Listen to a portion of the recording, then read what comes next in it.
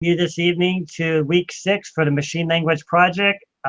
We have Darren here with us and we have Scott. And in this session, we're going to likely be trying to edit. He's got some sprites that he's created here, which you can see over here in Sprite Pad. And we're incorporating these to work with CBM PRG Studio since Siggy used the sprite editor. And we just recently did this behind the scenes. We just imported the binary file, and then we're going to try to upload it and replace basically the sprites moving around here, just to kind of get the project moving in that direction. I don't want to go in and touch any code or anything because Siggy's already got some directions he's taken, and we don't want to, misdirect him in any way. So I think that's probably the best way to go. Now, what we're also doing here is we have to go in, we've already went in here and we've imported the sprites here from the binary file. I'm just going to repeat this, guys, and we already did this earlier. And this is the directory where we just copied the sprites and converted them into a binary file that can be loaded directly inside of CBM PRG Studio. And each time we notice that they're being imported, they're not porting over the colors, so we're being forced to switch the colors over since the actual sprite pad has different colors in it. Oop, that's the wrong one. Let me close that. I had 2 of them open here earlier. I was doing a test one earlier. And right here. So we're going to make them match. These are the sprites that Darren came up with, so thank you, Darren. So this may take a moment or 2 to go through. We're just going to probably just go across and just do a few here. I just got somebody messaging me. Okay. Oh, so Scott said he's having some phone issues, so he said he'll be back here. So anyways, we'll continue on here. Now we were trying to get it to match this face color since Sprite Pad has like a peach color here, but there's no peach color. So it's possible we're just going to use the closest one, which is this pink for now. And we'll probably just have to go back and edit it in code until maybe Siggy drops in or we figure something out going forward, or somebody throws a comment in and figure something else out. Okay. And also to turn on each multicolor, we're clicking on the multicolor. And Darren, you can see my screen, right? Yes. Okay, I want to make sure everybody else is seeing. I'm going to quickly switch over to the, I have to do this because I'm also the admin to make sure that everything is looking good inside. Okay, looks good inside of the YouTube too. Awesome. Okay, so that keeps everybody on cue. So anyways, we've got the multicolor activated on this one. And what happened to this one? Wait, did these just all disappear on me? Okay, oh, so he doesn't have a body then. Is that what it is, or? The body sprites are the next set over. So you've got right here. Yeah, you've got a set of 7 frames of animation. I see. So and there's then the 2 7 different frames sprites. are of the body being filled in. So gotcha. Wow, this is really interesting the way they did this. So I guess we're going to have to got more work put ahead for us. So we also need, let me know if I'm missing anything here. So I'm going to go back to the first one. So we've got the red. We probably need to change the black to yellow then, I guess. Yes. Okay, is that one complete? Like there should be a way to set that for all of them, right? Yeah, I wish there was. Any ideas? I'm not aware of a way to change the multicolor for each individual sprite in the C64, right? Those multicolor 1 and 2 are shared by all the sprites, I thought. That's the way it works in the Sprite Pad. File contains load address. I don't know if that means anything. Sprite's padded with 64 bytes, and Sprite contains load address. Is there a way to select all the sprites? Is there a go to edit? Go to edit? Yeah. No, there's no select. Globalize colors. There you go. Oh, okay. Colors of the current sprite. Okay, so we need to make sure. You haven't set the yellow on this one. We didn't change this one. We changed this one. And the M color 2, M color 1. So we're not changing the background then? You don't have the sprite color set correctly. For this one? Right, you've got it set to black. It should be yellow. Oh, okay. Thanks for pointing that out. Okay. All right. So how do we do that again? Globalize. All right. Why don't you just select all colors and all sprites? I guess it wouldn't matter, right? Because it's white anyway. Oh, that's, well, it almost worked. It would be nice if you could globalize multicolor too, I guess. Was multicolor selected earlier when I did this? Let's see. Let's just do it again, I guess. Yeah, it's not an option that it's not able to globalize that, it looks like. Well, it looks like it did. Did it do the others? Or did I change those already? I think you'd change those manually. Okay. Isn't that funny? It says globalize. Swap It's colors. globalize colors. Sprite 3 to 256. That multicolor is a different flag, apparently. And it's not something you can select in this globalize menu. So I bet if you click multicolor on that one, it'll pop the colors in because they are set. No, you got to scroll forward to number 4. Oh, you mean like to do it just to start off on the next one? I see. Now, multicolor, it should pop in, right? So I see what you're saying. So they're already we're already added. Okay, the colors are set, but that multicolor bit is not set. It doesn't stay on for this editor. It's not able to do it. This one didn't even load. Yeah, so on that one, the sprite color should be like an orange. This yellow here. Okay. Right. There is no orange. Yeah, it is right there. The top of that list. Number 8. Number 8. That looks like a brown. It says orange. It says orange next to number 8. I guess it is.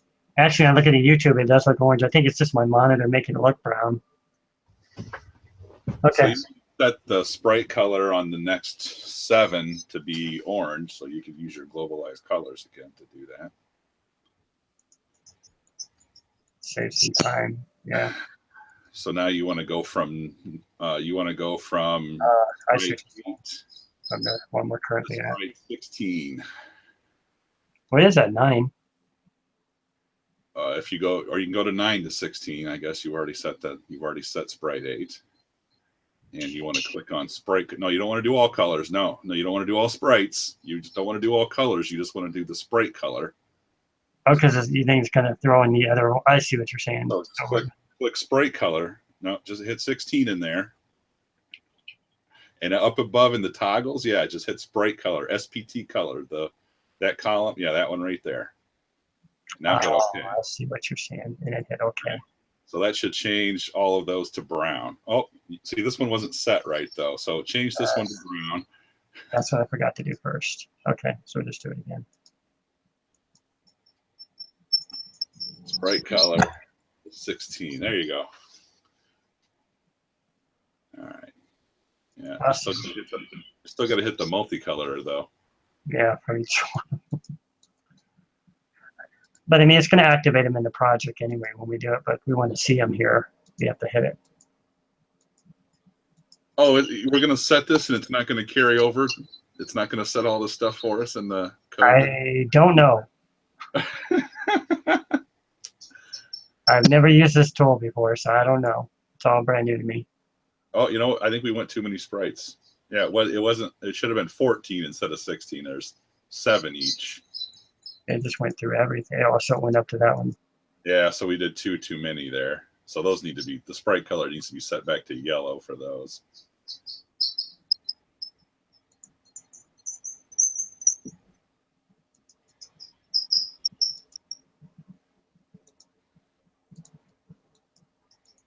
And flip that multicolor bit too. And what? Hit the multicolor. There you go. Oh, I didn't even know what that was. Okay. So that's the other direction. Right. Or left, actually. Yeah.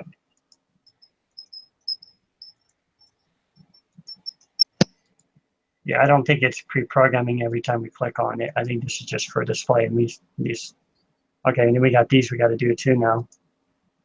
So we have to do the same thing and change the color on these and set the color for the sprite again.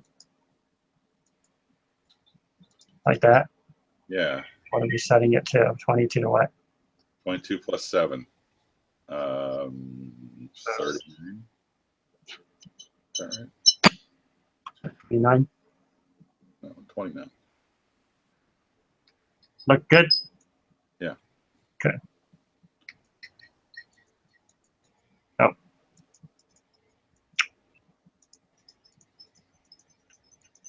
Some of those sprites are actually just one color. Some of the enemies, the ghost, the bat, the snake, they're all. Yep, that's true.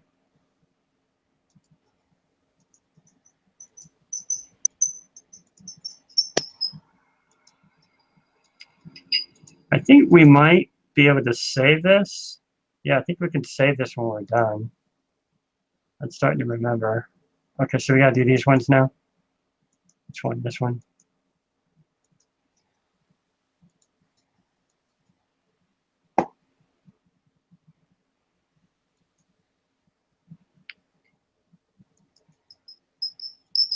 How many are we going to this time?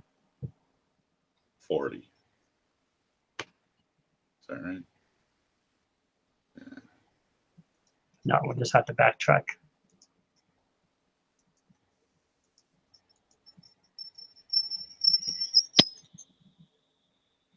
Oh, that was wrong.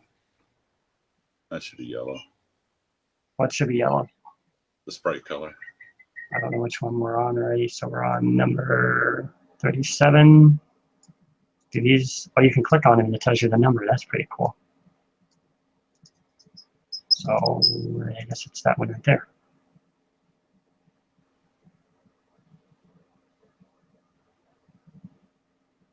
And this multicolor, it doesn't look like this one though. I think it's because Sprite Pad is 0 based, and so it's this one. The other one is, starts at 1. So this would be yellow, like that. Yes. And then all this is still white here though. Because the next sprite gets overlaid on top of it. Oh, so gotta remember that. There's two different sprites. Okay. Hit next. Okay. Hit multicolor here. Oh, okay. That's sprite overlaid on top of the other one. So gotcha. Okay, so it's gonna look like that anyway. These are just the overlay ones. I see.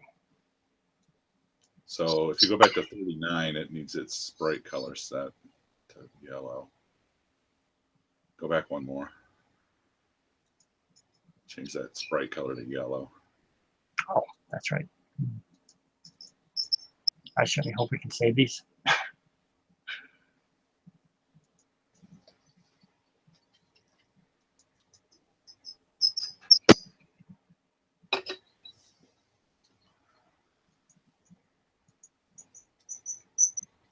Is that when he falls down or something?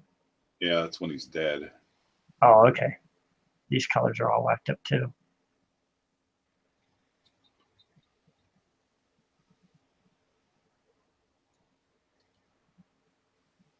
So this is like an orange and this is brown or something? Is that this one? Let's see. Yeah, his pants would be orange. His feet would be brown. And his hands would be that light red. Yeah, I think that's right. Okay, cool. So we need to do this for the next set ones, or yeah, because it's not going to carry over everything again. Well, we really got a few more to go anyway, right? Oh, wrong one.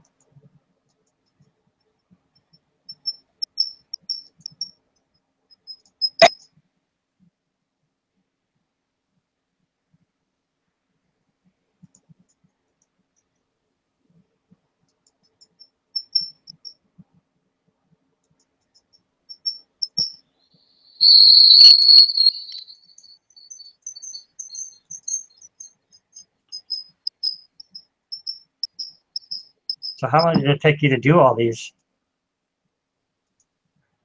I don't even know. Quite a while. I was struggling quite a bit with the Sprite editor. Trying to understand it. So it took me a while to come to grips with the software. Gotcha. Just trying to keep track of where we are here. Should be on number 46 somewhere, that one. It seems to only making me change one color, so that's not too bad now. Okay, what is this one? 49. This is the overlay one. So this one, does that all look correct colors? Yeah. Okay, we can do that one. Excuse me a minute. Yep.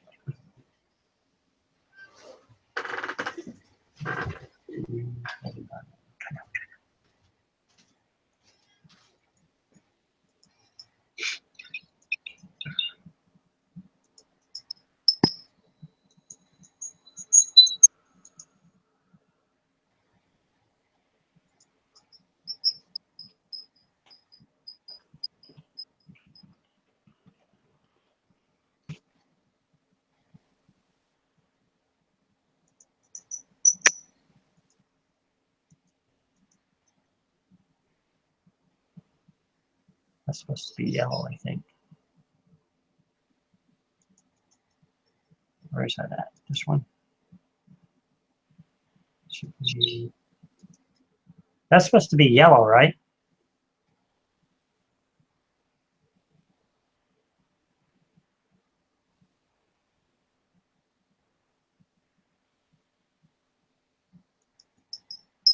Yeah, because that one's brown. So this one's all reversed.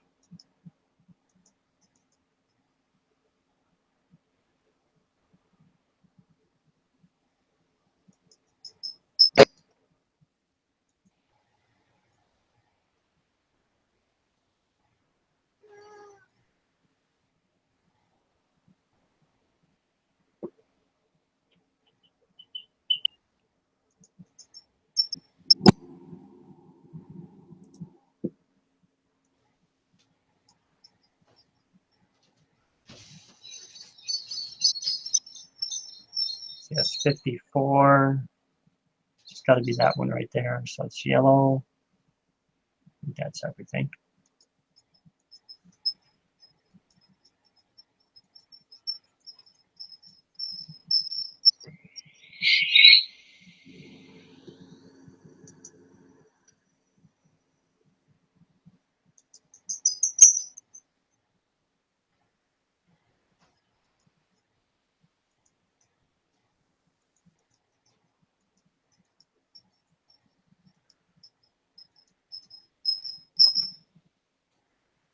That's number 58.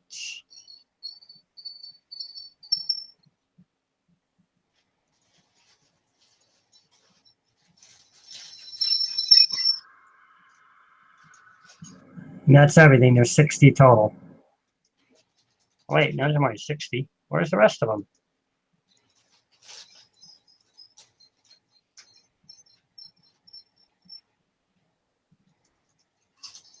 So we're missing some sprites.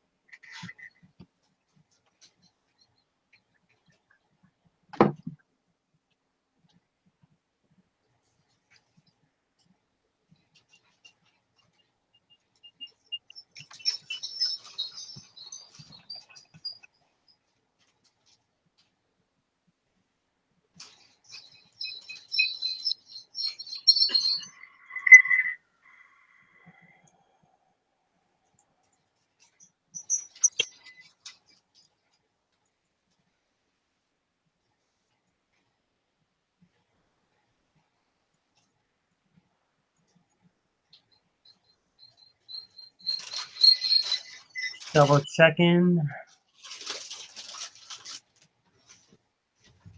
Not that we're going to be able to test all the action sprites. Not tonight.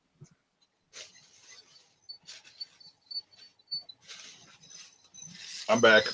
Okay, I got them all except there's some missing. Watch. I had to change yellow on those ones, and then when I get to the end here, we're missing the ones beyond here. These ones are missing somewhere. I don't know. That's that one there. That's number 59, and when I click on this, it tells me that that's 59, so that's that one. For some reason, it lined up with that one again. And then this one would be 60. And after 60, they're all disappeared. Well, there's 4 blanks there. That's where I was saying that the file's not really arranged very well as it is. Okay, I was trying to see what you're saying. Now, so these should have been up here. So basically, as we go down here, we'll find the other ones. I see what you mean. No, we're not going to get to those right now anyway, so I'll just turn them on, I guess.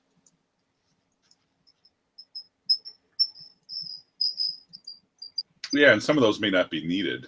Like Oh, those really? he's highlighted there. Those were, how do you want to make him? What do you want to make him look like when he dies? I had him just falling over there and kicking his feet. I see. And I thought, well, that's kind of boring. So then I started looking at, well, what's it look like if I electrocute him or something like that? I see. Okay.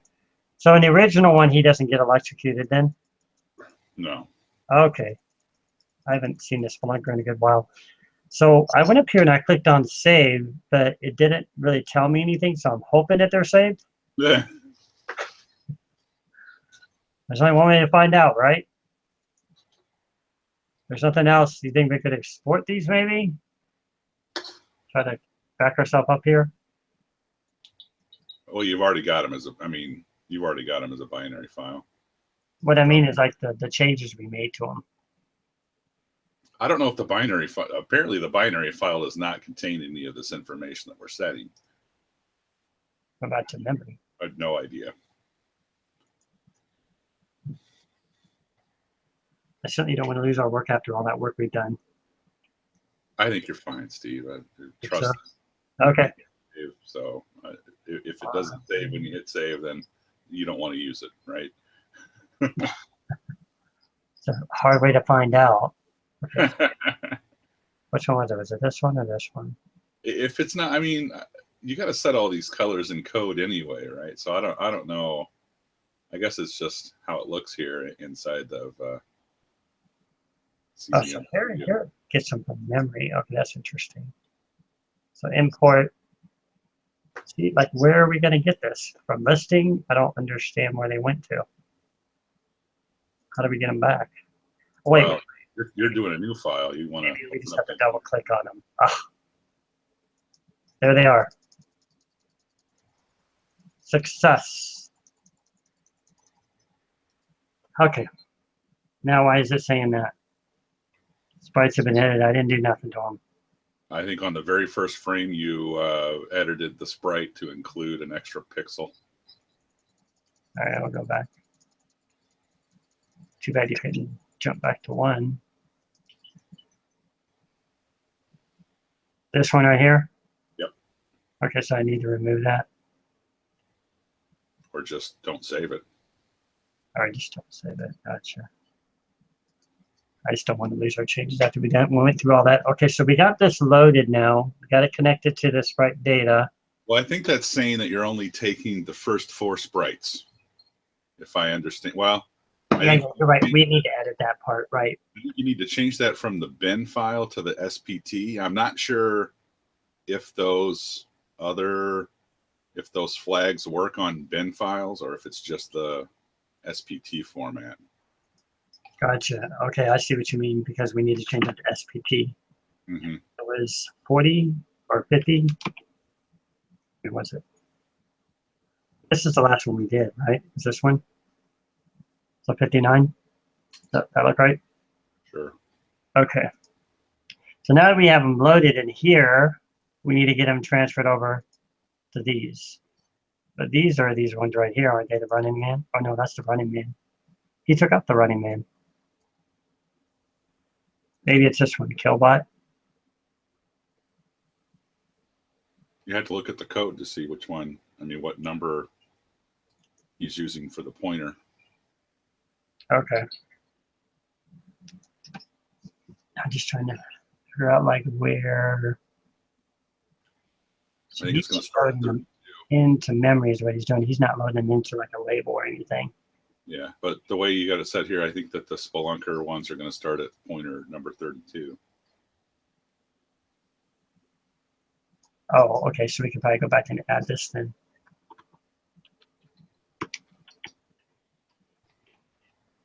But like you said, you know, you may. I don't think he's using anything but Killbot now. I don't think he's using those other ones. We need to get those replaced wherever he's loaded those in. So I guess we could probably try to figure out where the sprites load in the memory. I don't know.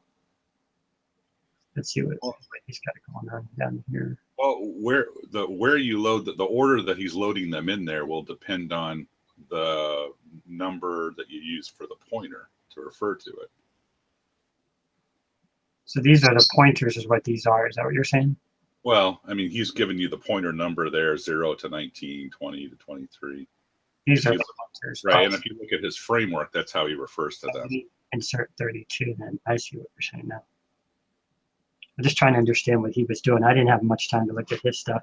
Yeah, we'll have to go look at his code and see how he's doing the sprite pointer. But I think it's you do like base pointer plus and then an offset, and then the one you want to pick would be that number, right? So if you want the 19 sprite, it would be base pointer plus 19. Yep, that makes sense. The question is, where did he put these? Check the animation routine. I think that's where you would mess with Well, these are the pointers. Yeah, there you go. Sprite base plus 2.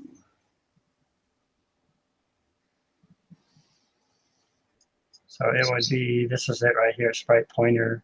Well, we got to figure out which sprite this is. He didn't say which one this was. Well, that's sprite 0, and he's saying set, so sprite 0's pointer, set it to sprite base plus 2. So if you open up, what was the first one in that list? Was it Killbot? So if you go look at the Killbot. Right here, you mean? Yeah, and look at its second sprite, I think that's the one he's grabbing. So it's this one right there. Well, I think he's grabbing one where it's walking, maybe. So if you hit the second one, what's the second one there? Because he's saying plus 2. This one, you mean? Go to Killbot.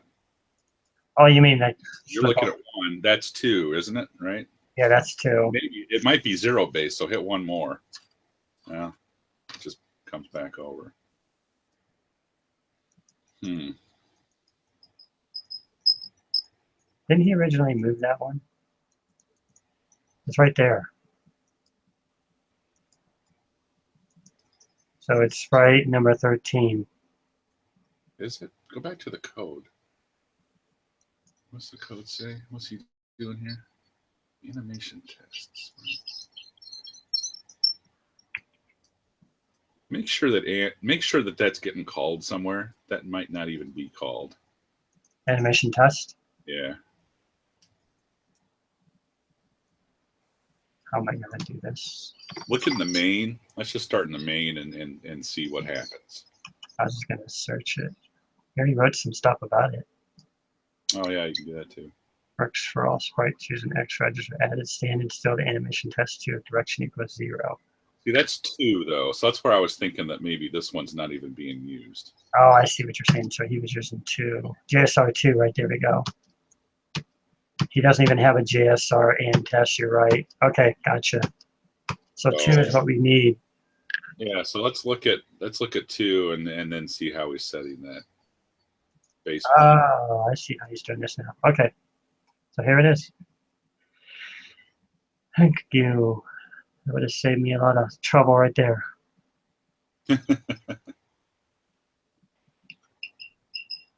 So down here, sprite base. Yeah, it looks like he's iterating over it, and he's starting. What's his X start at? Where's an LDX somewhere? Wherever his base is advocating whatever base is, then yeah, whatever X starts at, you're right. So where does he do the X? There's just a timer.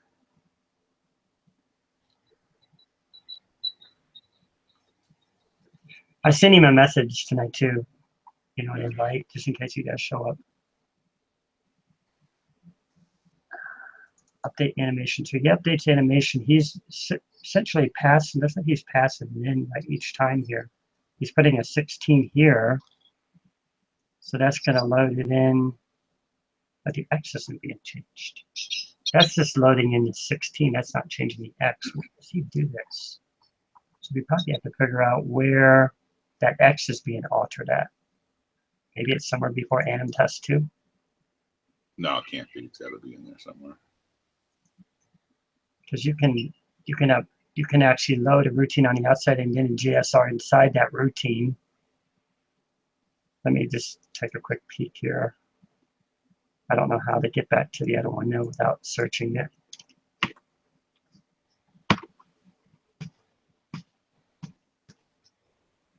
He didn't do it the way that they would do it. Like normally it would be like up here somewhere and you would pass it down like right here. He's got it at 0 though. Okay. So here's where he did. He started at 0. Why is he using 0? Is that the first? That's not even the first sprite.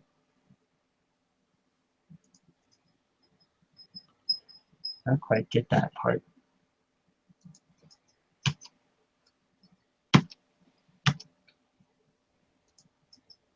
And then the timer would not interrupt any process. Goodness sake. He's got the frame incrementing. So I guess it's just as a way he's just keeping track of a variable for it.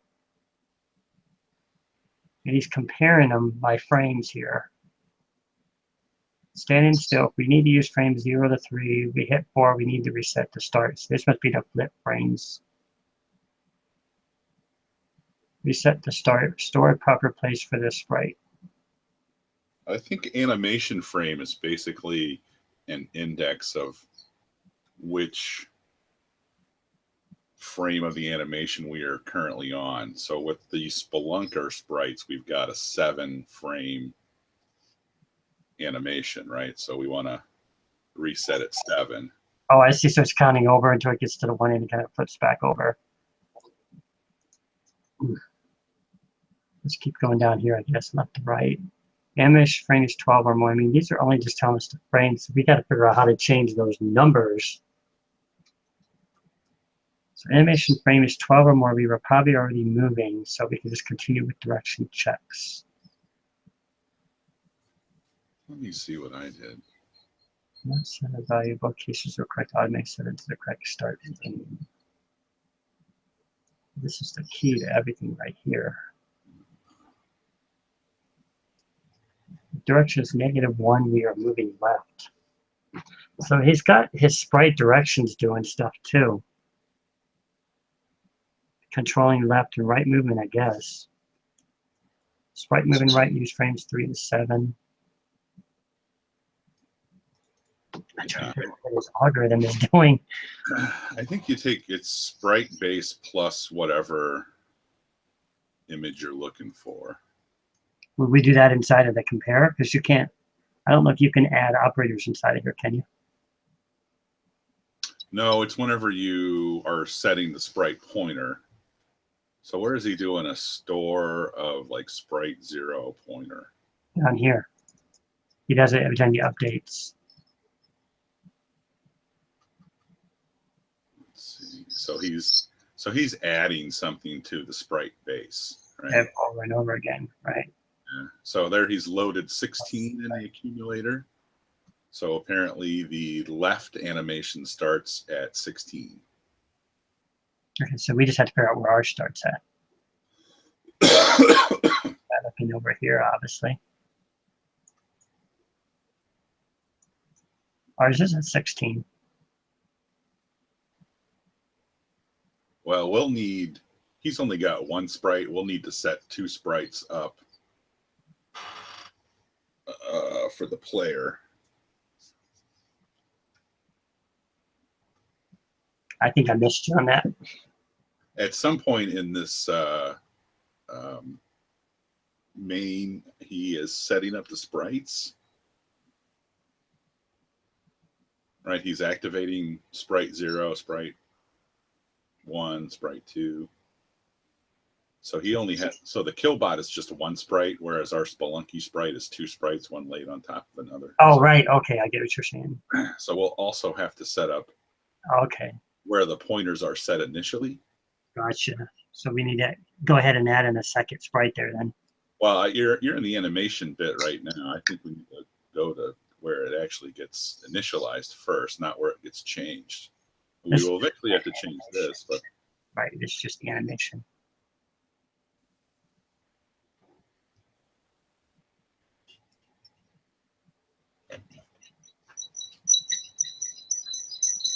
yeah, probably above this a little bit.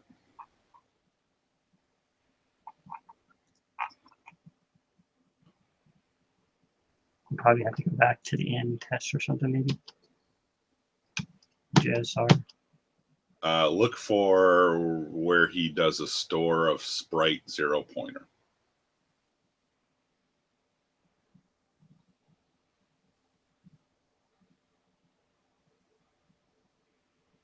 This is an update sprites. That might be it. It's got to be because everything up here is just a border color. What's above the main? Screen control. Well, there's the enable. So he's turning on sprites 1 and 0. Just by setting the bits. Yeah, and there's a store for the sprite pointers. So scroll up. So oh, there it is. Okay. Yeah, I think this is what we're looking for initially here. So we have to trade off because he's using sprite 0 and 1. So we're going to have to insert like a 2 and a 3 here or something. And we're also going to have to position them. Yeah, so it looks like even above that, he's setting the X and Y of those sprites. Oh, okay. Here's the Y. Gotcha.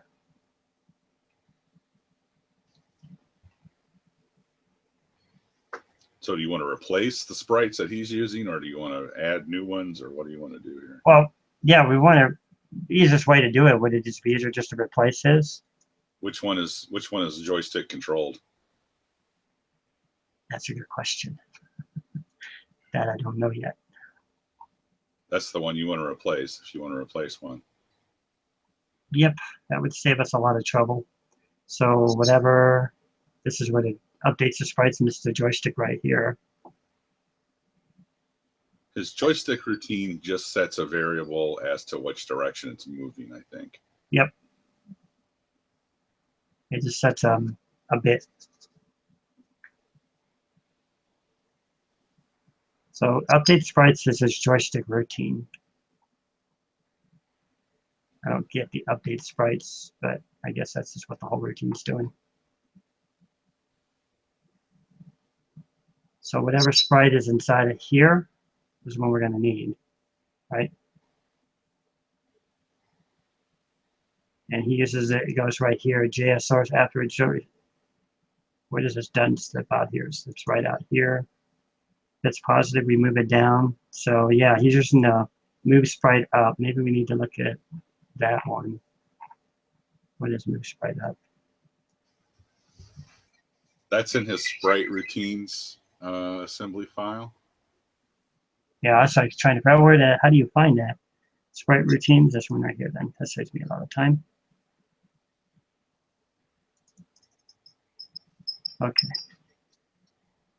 Sprite Y.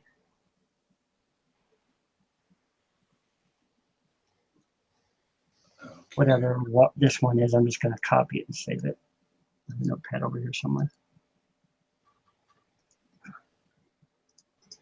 On my second screen.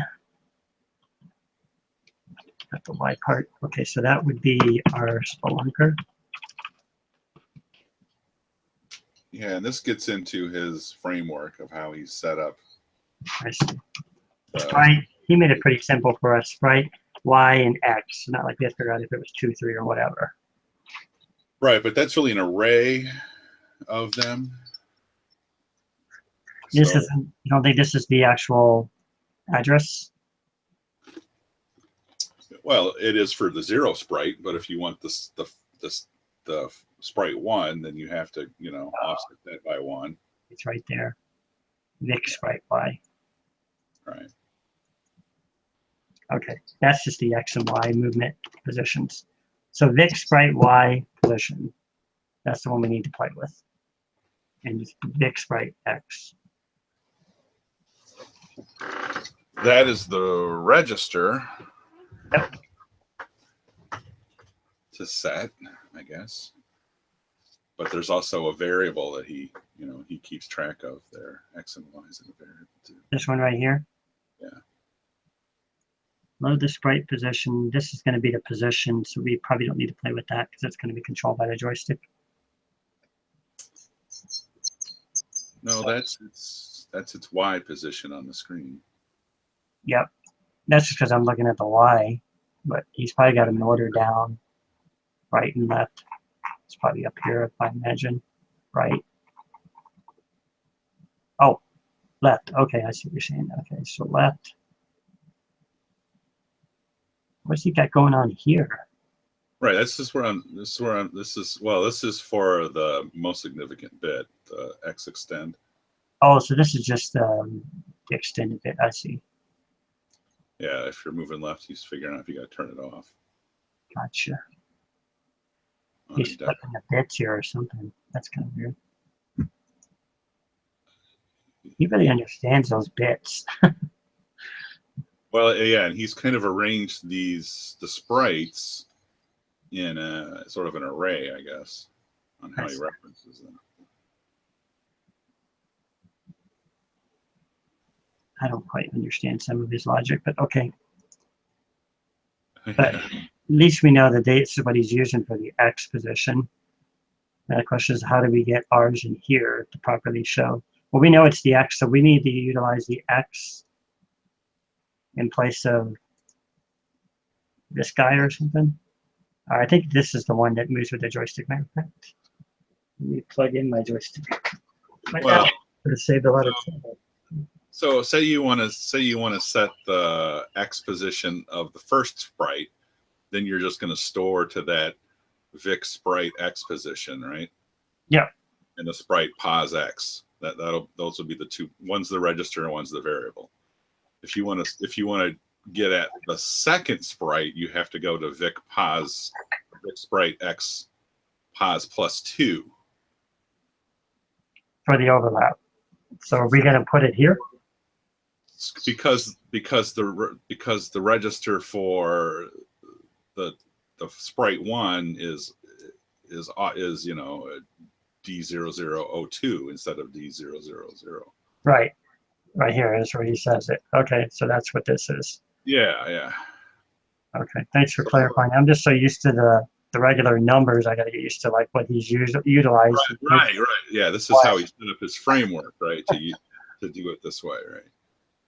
So well, let's see if we can at least mirror it to our code, and then we can always come back to this one. And I'll just make a note of this routine so we know to come back. Well, that's obviously just a joystick routines that we need to change, so or add to. I don't think you need to change it at all. I think we can use. I mean, you can just use this framework like he's. Well, what I mean is that we could insert our additional sprite overlap sprite here, and just mirror the position. No, see that's the thing. This move sprite left can be called on any sprite. You just got to give it the right index in the array. Is that what he did? Okay, I'm glad you figured that part out. I didn't even have a chance to look at his code to figure out what he was doing there. Yeah. Load our variable saved X position. Well, yeah, go up, just look at the parameters in here. The X and Y are telling you which sprite you're using. This X variable right here, you mean? Right there. Yeah, scroll up a little bit. I think he's got a little textual description up there. Here's a sprite left 1 pixel using the whole screen with the X. Yeah. X is the number of the hardware sprite to move. Gotcha. Okay. You set the X register of the sprite you want to move, then you call this, right? So if we have two sprites that we're going to move at once, right, we're going to call this twice with different values of X. Right. Okay. So he just made it a little bit easier for us to add additional stuff. He's generalized it, right? So that's why he set it up in this array, in this index, so that you can call the same routine to move a sprite, no matter what sprite it is, whether it's the 0 sprite or the 7 sprite. Yep, I follow that. Now, to get ours in here, we need to get the shape data pointers pointing to our sprite. Yeah, so up above the main where he was initially setting those up, I think that's We're still in, it's in the main, it's in this one. Mhm. I'll just stick these side by side.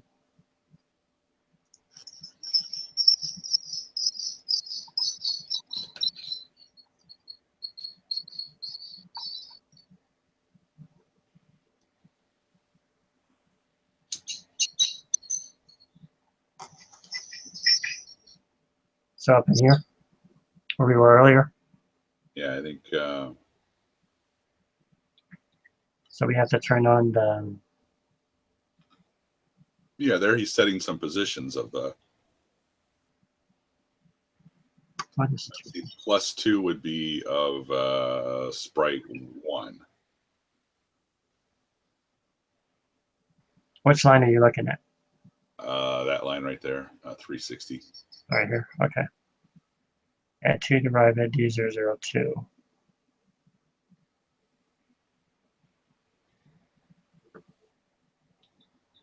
So this 100 and 170 is marking this sprite right here. Yeah, look at line 376 and line 374. Those are the ones where he is. The sprite pointers. Yeah. Wait, So how did I? he's got sprite 0 is the one that you're controlling with the joystick, I'm guessing. Since he says that the running killbot is Gotcha. sprite. So this, the base. So you want to do a plus on that to get to the Spelunky guy. Okay, which one are we plussing? This one too? Both of them?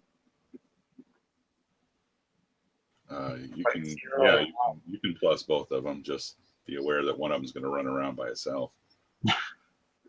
Plus 32? Is that where it starts? Sure, try it.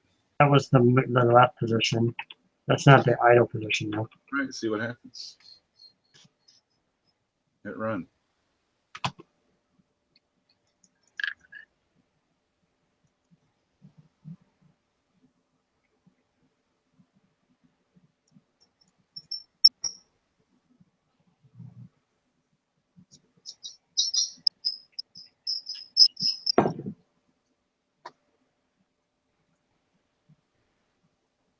Something happened. Within a 60th of a second. You just turn the joystick back on again.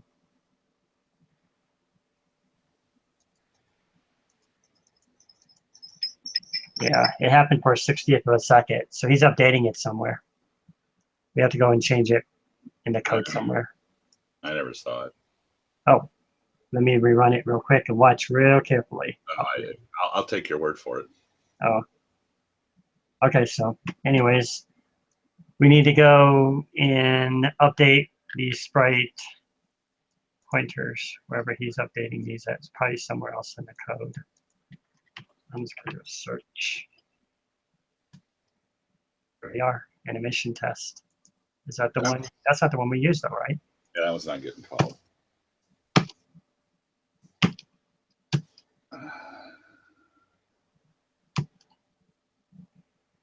Well, this is only searching in main though. I don't think this is searching the whole project. Now that's going to be fun. I think it would be somewhere in the animation test 2 or animation 2. Skip it in here. Nope, I erased it. Was it anim test 2? Yeah. That one? Yeah.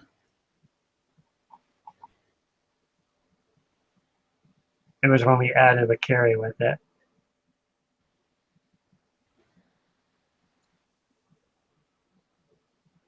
So sprite moving left uses frames 9 through 12, and he is what is he doing it there? He's Make sure the animation frame isn't equal to 20. Reset the start frame if it's overrun.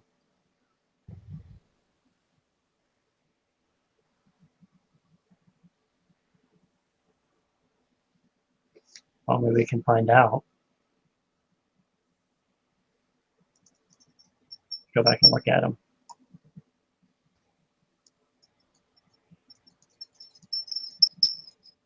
You said it was 9 frames, 9 to 12. That's just a moving guy moving up and down. So that's the up and down movement for those ones. Or that just might be the idle. Does he have it do an idle? He doesn't have an idle. No. So let me just see if I move it. His legs don't move. They're not moving at all. But here he's got it moving.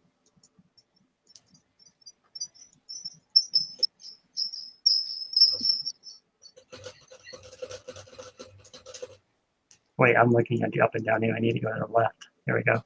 So 13 through, I should just make a note here if I have to somewhere. This is right. So that's writing down. So 13 through 16. And 17 to the left. To 17 through 20. I just wrote them down there. I don't know where they're at in here, but I just wrote them down. So 17 through 20 is left and 13 through 16 is right.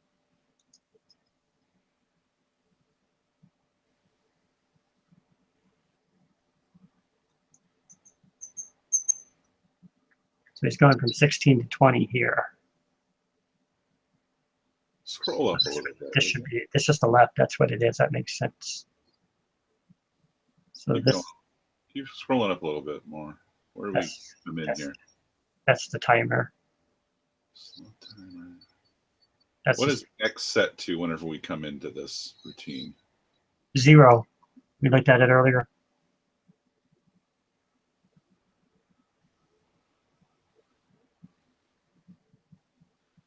Move to the next animation image. Does he say what X does? You said earlier it says about the frame, right? X contains a sprite number you want to animate.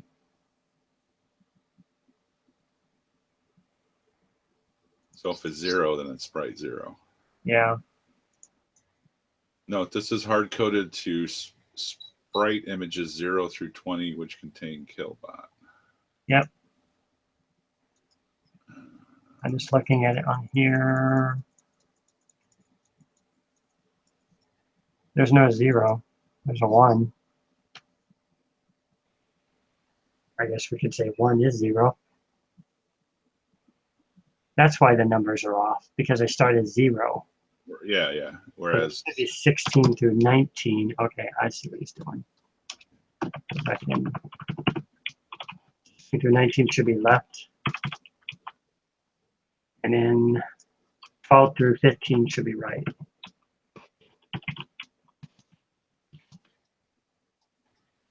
I'm just making a separate notepad over here so I can keep track of what's going on.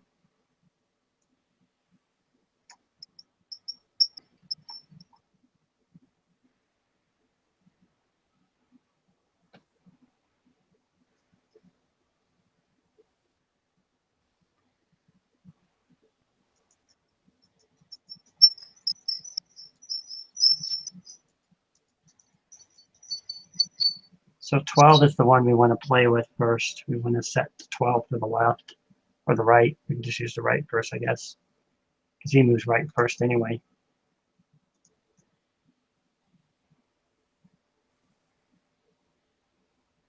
So which frames ours are moving left and right is probably what we would need to replace those numbers, I assume.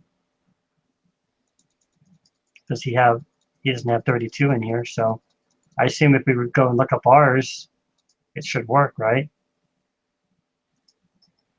We figure out which one ours are. Like your first one here, good. I'm glad you started with the right one. Of course, yours are the same as his. I'm confused. Well, I mean, the Spelunky ones don't start at, don't go from 0 to 19, right? They go from 32 to whatever. So we're not gonna be able to use this as a guide then. Okay, I see what you're saying. So we need to go back and just pull up the Spelunky and just go through those, I guess. Oh, I didn't want to do that. Oops, I didn't mean to do that. Oh well, we'll come back to that later.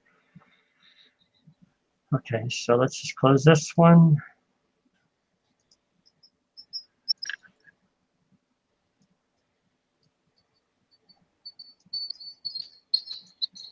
But yours does start with the 1 here. Yeah, but you've loaded 3 files ahead of it into those slots. Yeah. Maybe we've been better off just removing his and then putting yours in there. You can try that. Anything just to try to figure out where we are. Well, I mean, ultimately, we need to figure out how to be able to get to any index, sprite and start an animation there. Yeah. If you just want to see it working, then try commenting out those other 3 files in front of it, and then the Spelunker one should load into the first 20 or whatever he's using. Sounds like a plan.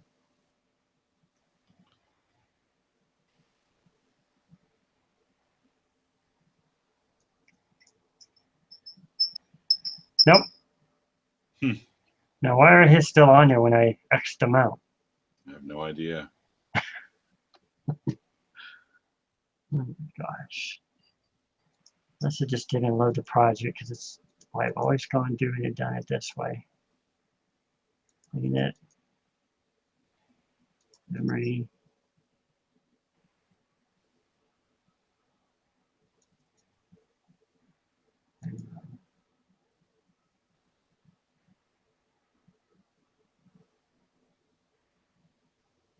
There it is.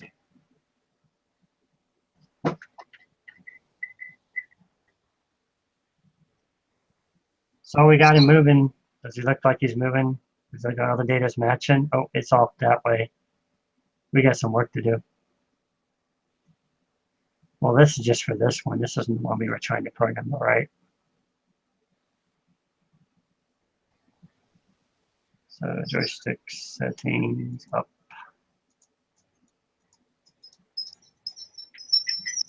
Yeah, we still got some work to do here. This one is fine now. So we got to fix the right. And we still got to add the overlay character. Well, I think you're missing some animation frames too. You think so? For Killbot was, I think, 3 or 4 frames. Oh, so you think we need to add additional frames is what you're saying. But why did we have these ones then going left? Do you think they're missing some too? Mm-hmm. Oh, I didn't know he set collision for that. That's totally cool. Yeah, he's got us like way ahead on this thing. Yeah, also, every time you let go, it goes backward too. Okay, so we need to work on the right. Wherever that would be. Update sprites, right?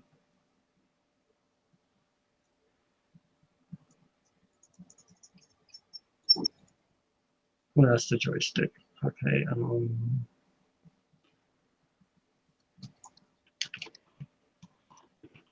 So your update sprites, I think, is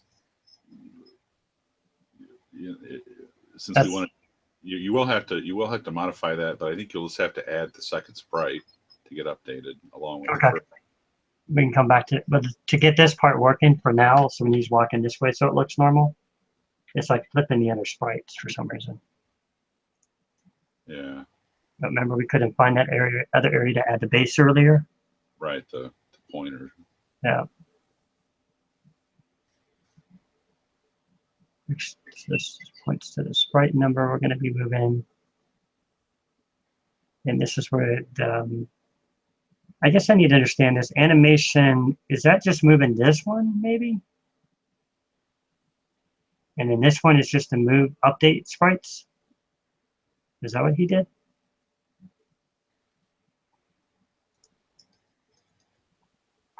Because he doesn't, I don't know if he documented animation tests. Let me see. He probably did, but let's see. Slightly more complex animation flipping between 4 images or both left and right animations for a running character. So this animation test 2 is this guy. This is hard-coded sprite image 0 to 20, which contain killbot. So I wonder if we, there's one way to find out. Shut it off.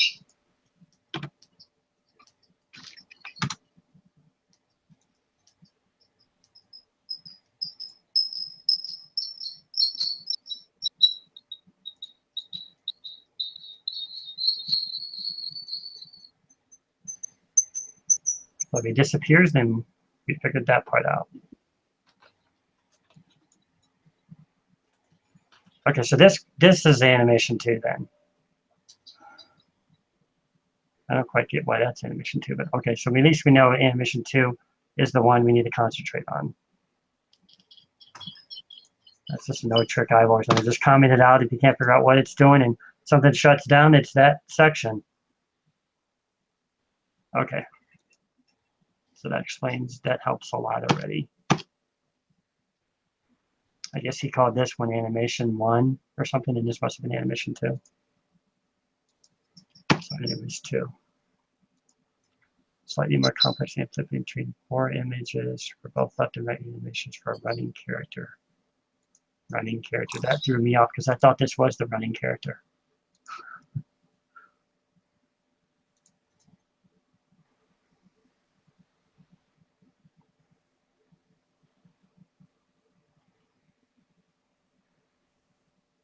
Reach the next animation frame. We use frame 0 to 3 to start. And we want to change, because I said this one was good. Let me just turn this back on real quick. Wait, did this shut off again? Oh, so it never loaded again for some reason. Didn't turn it back on.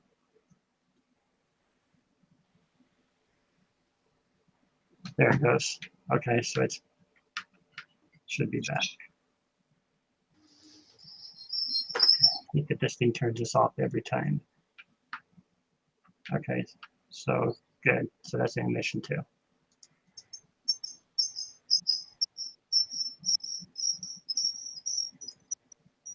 We hit 4, we need to reset to start. So these are the ones we need to change somewhere in here. Because this routine going left is good, we need to change right. So it's in this one, 11 to 20.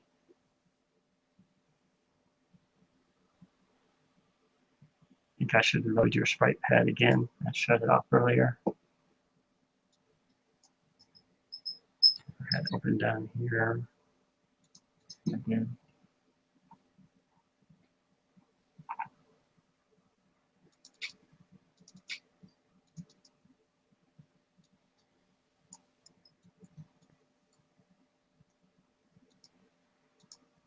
There we go. So I can know how many that we need. 1, 2, 3, 4, 5, 6, 7. You have 7 going from 1 to 7? Yes. Okay. And here we got going from 11 to 20.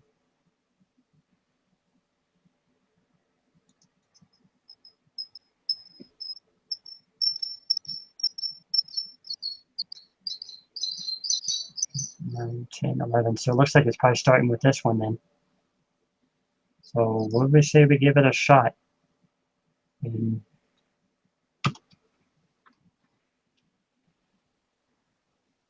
that's how that works. Is that how that works? 1 to 7? No, it should be 15 to plus. Oh, that's right, because ours started in a different, gosh. I wrote them down over here somewhere. So I wrote 16 to 19. So 16, 19? No, 15 to 21. I'm not sure where you're getting 15, but okay. Go over to Sprite Pad. Go to the 15th sprite. That's 16. That's actually the 17th sprite. That's number 16. Go to the 15th sprite. Oh, this one? That is actually the 16th sprite, number 15. Go to the next one over to the left. You mean this one? No. Oh, this one beside it, you're saying. Okay. So that's 14, but this one is 0 based, right?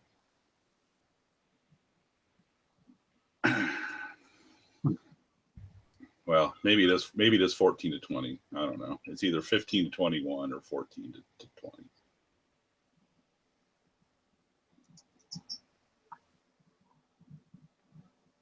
Well, the left is working, so we wanted to change the right. That's why I was changing this one. Right. The left starts at 0. If you go back to Sprite Pad and look at 0, that is your first frame of moving left. Your first frame of moving right is on 14 there. This one. Yes, that's where you're moving left. So we have to count all these too. I see what you're saying. Well, you want to skip those. Because these are going to be padded on top of these anyway. Yeah, try it now with the 15 to 21. Yeah. Well, he's got left, and then he's got left right, and then he's got left check. Yeah, I don't understand. And then actually moving left.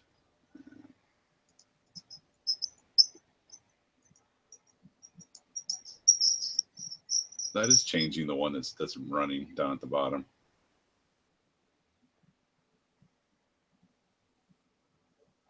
Also, it was working earlier, Sam? No.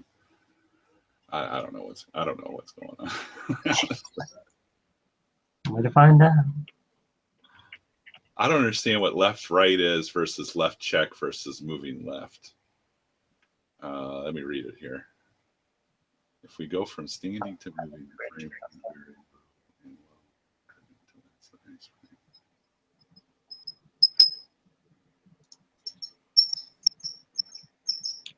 Yeah, because the one at the bottom, I thought it was always messed up. okay.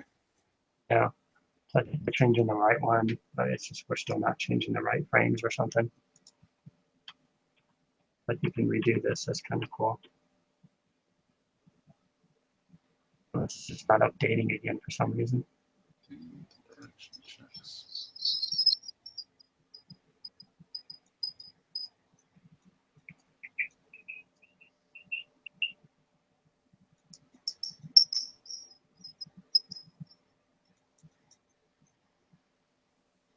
What is he storing in animation frame? What does he store where? In this? Frame? Yeah, what's animation frame start out as?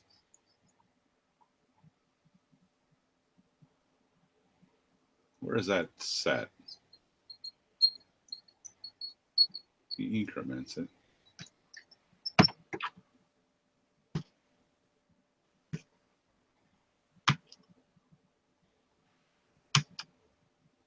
You search up? Because I think it's going to be up. Yeah, he's going through them. Right there. Current animation frame. And it's an array. Find it again. There we go. Find it again.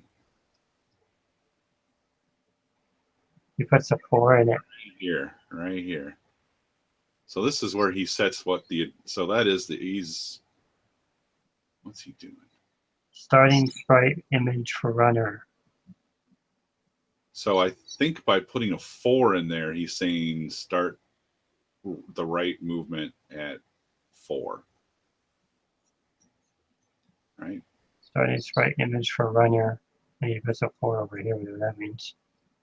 Yeah. So you think we can extend that to 7 or whatever it was?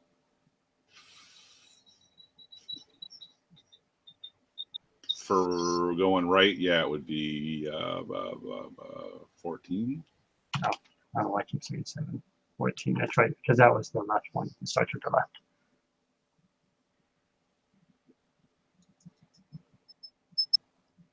Oh no, it starts with what? Which way does it? It starts with right. Right here. Yeah, it starts off right. So right is 0. Right is 0. Okay. So change it to 0. Yeah. Because I think in the Killbot, the first couple ones were him looking forward.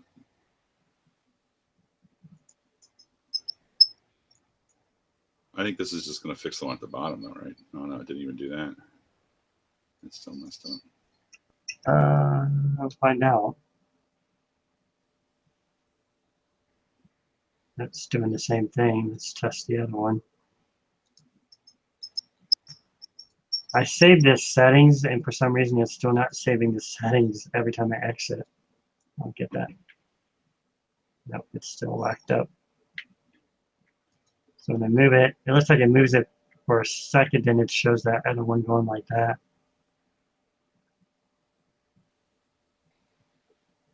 This is so funny how the left is perfect.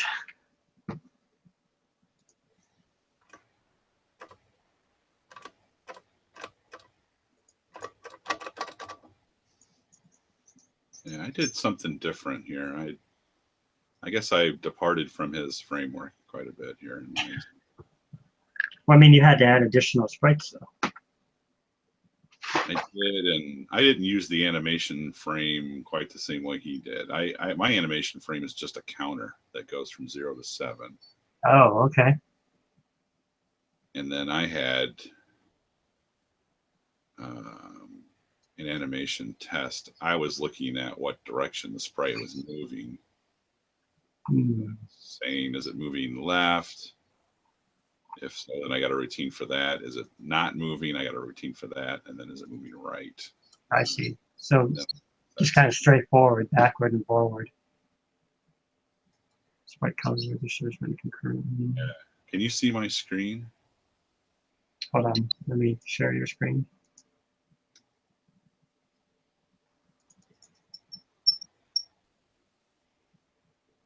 Yep, I got your screen up. Okay.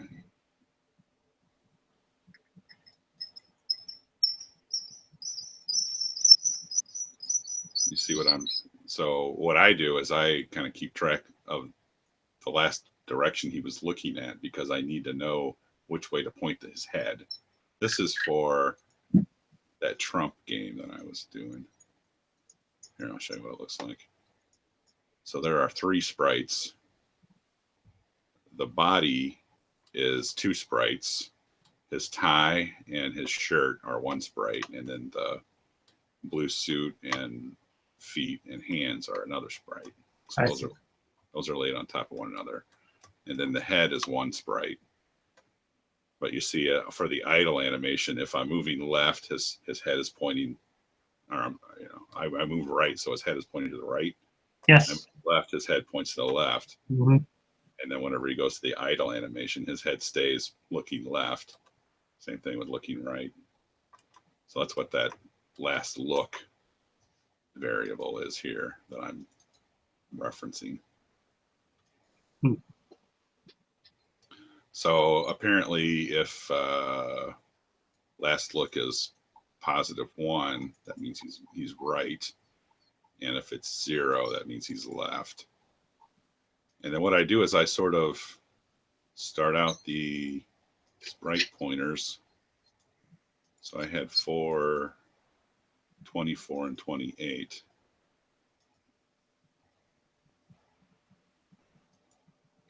What does this one look like? I think this is it here. Here again, I only have 4 animation frames, whereas the Spelunky I went to 7. Oh, okay. So you did copy his originally. I did what? You copied what he had. Didn't he have 4 animation frames too? For the animation, each frame? Yes. But then the Splunky, you added more, probably make it more variety. Huh? Yeah. So we got to figure out where he changes that. Well, I mean, if I wanted to increase the number of frames that I had, I would just increase, where I reset the animation. But I mean, did you copy his or did you create your own on that? Can we go into his and alter that too? Well, see, like his animation frame is doing something different than mine. His is inserting that X in there. And I've sort of wrapped some other stuff around it with looking at the sprite direction. Hmm.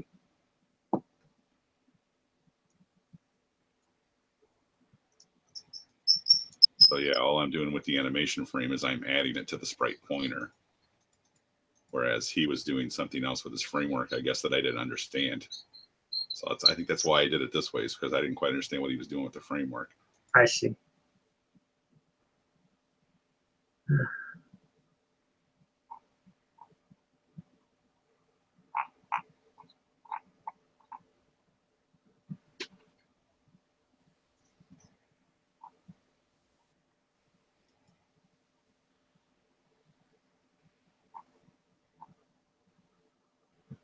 When I get time, I'm going to go over and look at all those Google Hangouts again and try to document it.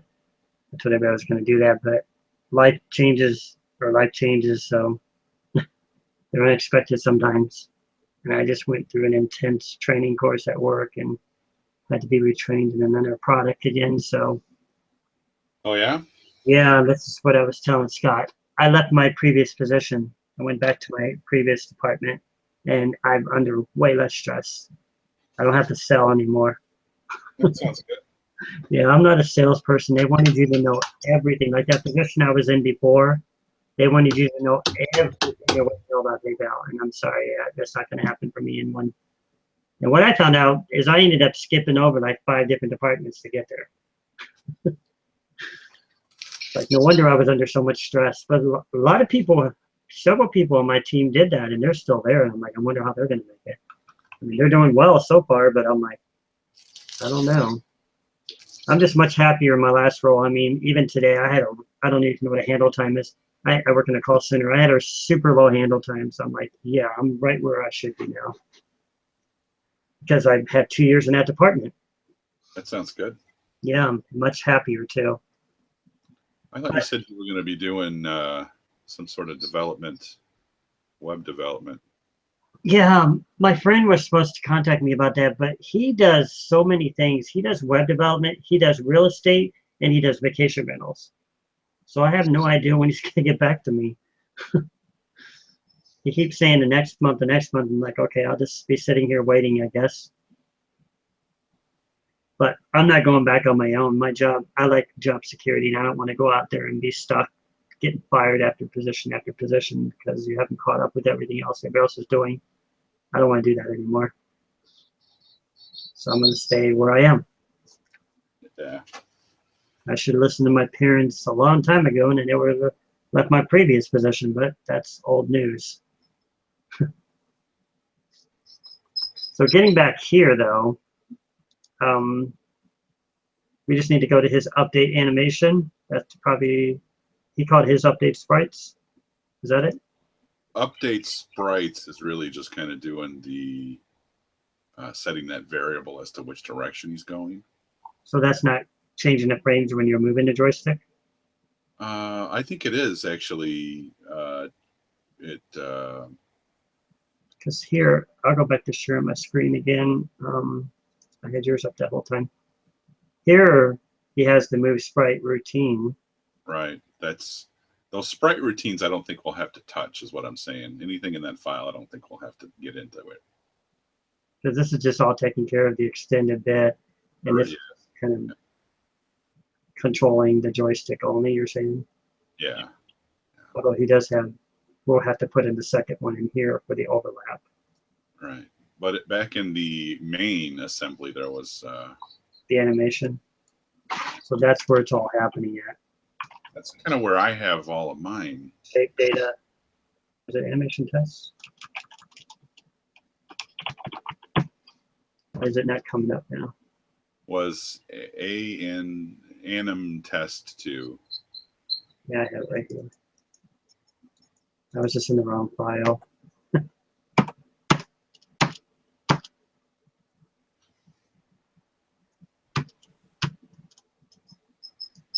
Down in here again. So this is where we got to figure out what he was doing right here. So left, right, left check. The direction is -1. We are moving left. So it's almost like he's using this to control direction somehow. Mm-hmm. You can set negative and positive values inside a variable. So right, so he's doing a branch minus. So if it's minus, it's left. Yeah. So if it's not, then he is moving right, and he is saying he's using frames 3 to 7. 7. That doesn't really match up with the numbers that he's comparing to there. Do you mean inside of the killbot over here? I don't know. Where did it go? I got so many things up here now, even where it went. It won't even open.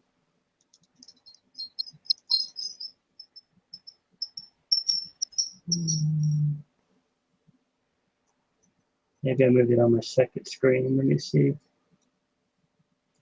I'm trying to keep track of what everybody else is saying and everything at the same time. It's like you have no idea what it'd be like being an admin.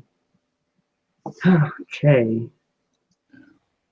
So it's not down here. It should probably be inside of this, right? Okay, here we go. There it is. So this is yours. Back to this.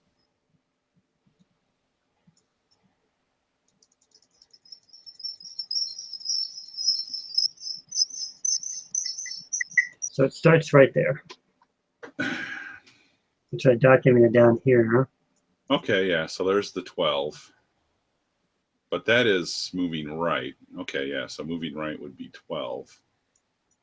I should have probably put down his down here too. I'll put yours down. Okay. So he's not using frames 3 to 7. He's using frames 12 to 16. Or Yeah. 13 to 17 in the Sprite editor.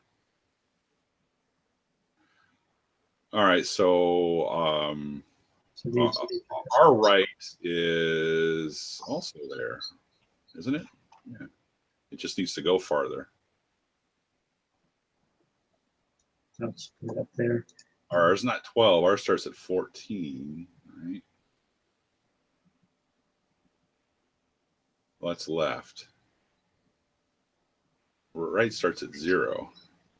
Yeah, the one going to the left is already good, so we don't need to mess with that one. Okay. So instead of 16, I think that needs to be 7, and instead of 12, I think it needs to be 0. I think that's what we originally had. So you're saying 7 and 0? 7 and 0. Like that? Yeah. I almost forgot to zoom in on this. People probably going to be so mad at me. So, and then left. What is left, right? Here we go. We're standing. Just very internet. Maybe just a little bit. Animation frame. What is he saying? Why is he saying 12 or more? We were moving. So we can continue. Try to squeeze everything on the same screen here if we can.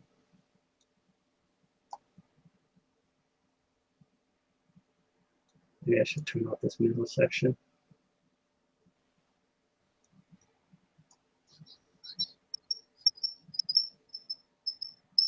That won't kill the whole thing right there, will it? I don't know. I'll never kill this section. It's on the line, so I don't want to take a chance. What are you trying to do? Just get rid of this section right here. Not use it anyway. Okay. I don't know. You can't right click on it. I'm afraid if I hit this X, we might end up losing some stuff that we shouldn't do. So I'm not going to take a chance. Hit that X, it's going to close that file. It won't close that section. Okay, that's why I didn't want to do it.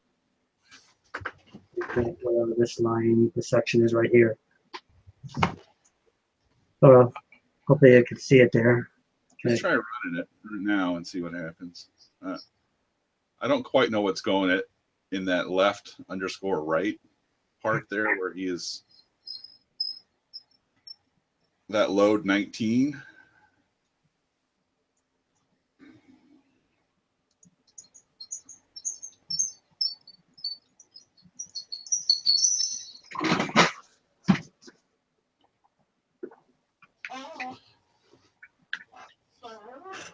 See, that is good. Right, it's still the same. Unless it just did not load the project again. Let's just say it didn't. Go back over here again. I don't know why it makes me do this every time. Usually if I just clean, that's enough. That's enough. For me. I'll try that next time. Maybe this is how I've gotten it to work before.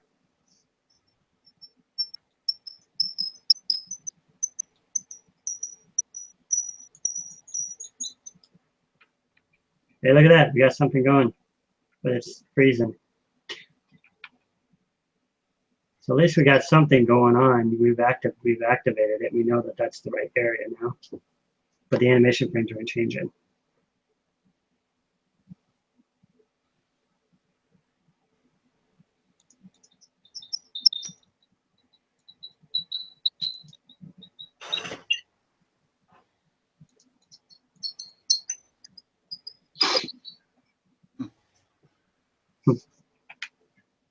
So grab the first one. What's go down to moving left? Huh? Go down to moving left.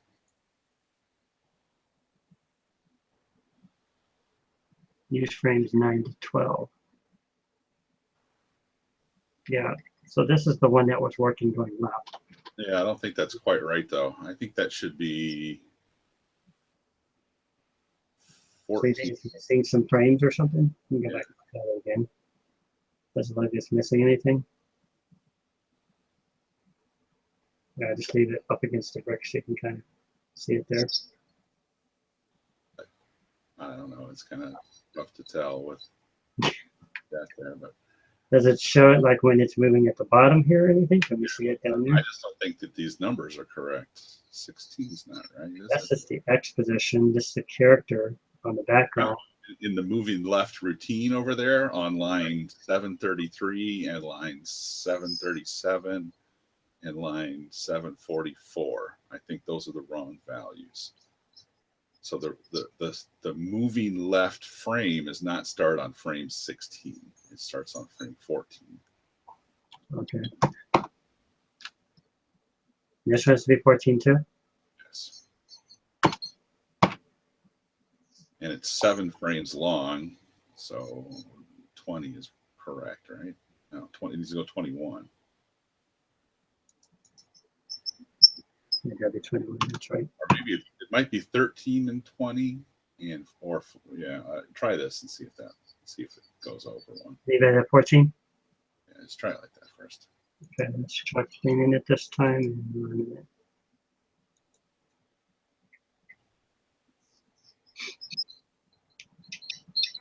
I keep trying to close that search window. Huh?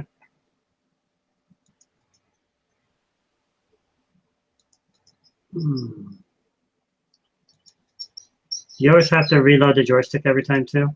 No. If you go to settings. Yeah, I did. And next to that, click it so that there's a checkbox next to it. You can click it? It wouldn't let me click it. Oh, I see. It puts a checkbox on. So now it'll save whenever you exit. Sure. Okay, now it's still frozen. Unless it just didn't load again. Let's just say it didn't.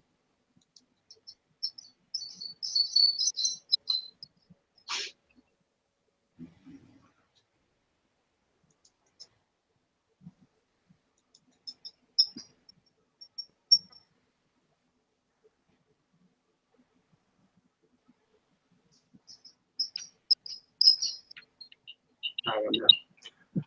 Move left, yeah. Oh, that's right, because we changed the left, we didn't change the right. Okay, my bad. That's going to take them all the way over here this time. So it controls the bottom one too, doesn't it? So the moving right is not right. Is that right? Is it? It's. Yeah, that's the one that's messed up. But the left, we went and added those additional frames. I can't tell if it did. They look the same to me. Okay. So let's scroll back up in the code. For example, does he have it marked down here to keep track of the shape data anywhere? No, So this isn't it right here? no. That one changes when I move though. It's the Sprite's exposition. The one below that, I mean. The one below it is the background collision. That is your distance to that block, I think, that you were running into. Looks like it's going up to 7 though. Oh, so it's not showing the numbers we changed. I see what you're saying. No. Okay. The delta is for his background collision. That's just the background collision. Okay. So anyways, we're back over here again. You could probably add something to show you what it was. Yeah, that's be another project. I think I did that. Let me see. Let me look at mine. If it's one line, I'll do it, but I'm No. trying to go through all this stuff right now. I'm already past my deadline on the Google Hangout again. Yeah, I just tracked the animation frame. Yeah.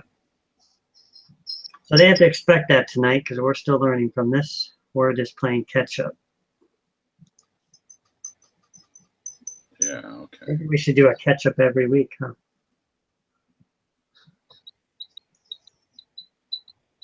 And Sid can just keep writing and we'll just play catch up with him. Scroll down a little bit more. All right. Right there. Okay. Yeah, okay. Scroll up again. This bit at the top here, this left, right, I don't quite understand. He doesn't really, you have to kind of read the whole thing to see. If we go from standing to moving, standing to moving. So you start standing like idle. I guess that's idle. Idle to moving. The frame will be very low and we just increment until it hits a max frame for the other cases. Should be very ugly.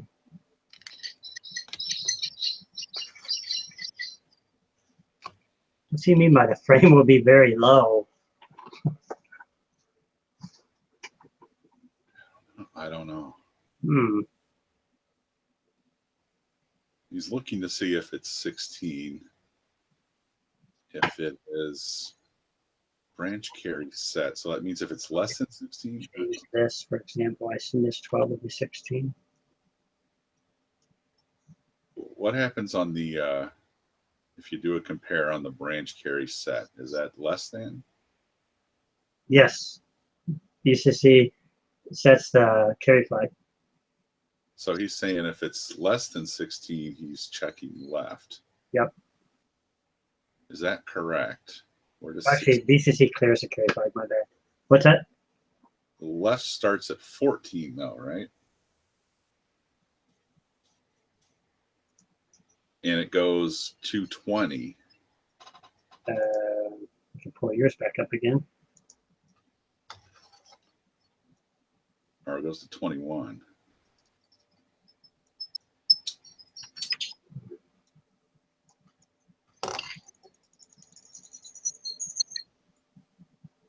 I would not.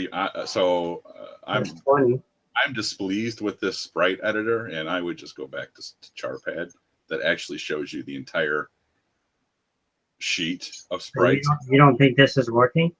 I just don't think it's useful to see one sprite at a time. It's much more useful in this situation to be able to sprites at once and immediately see the left starts at this index and right starts at this other index, right?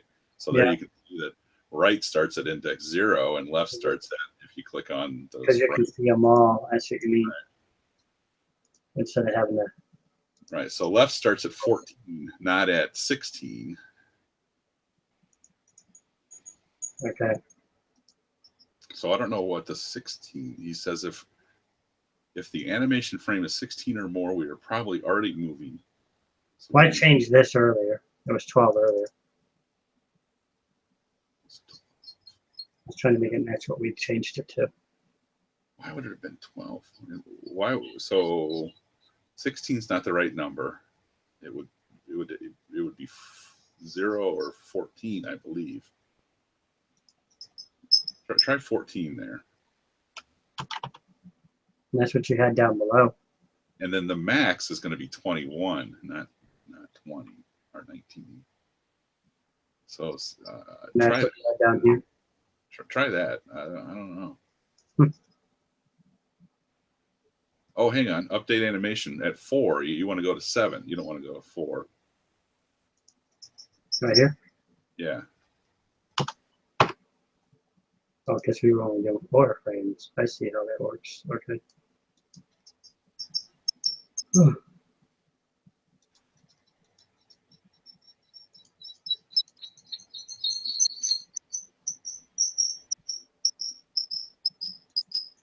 It probably needs to be 8, actually, because it's 1 over. Oh, because it starts at 1. Let's see if At it's actually better, though. all right, still acting weird.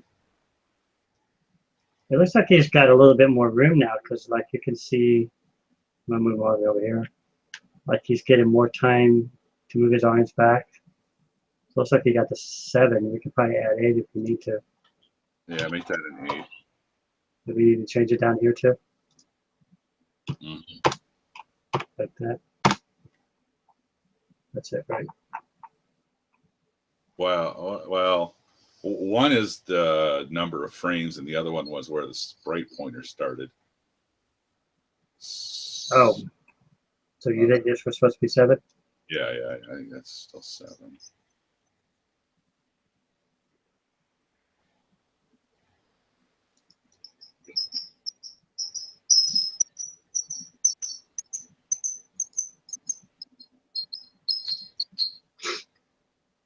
Can you close that find window so I can see what's happening in your output? Which find window? Down at the bottom here? Yeah. There we go. That's what I was expecting to see if we overran the sprite animation. Why is it changing when I'm not moving it, though?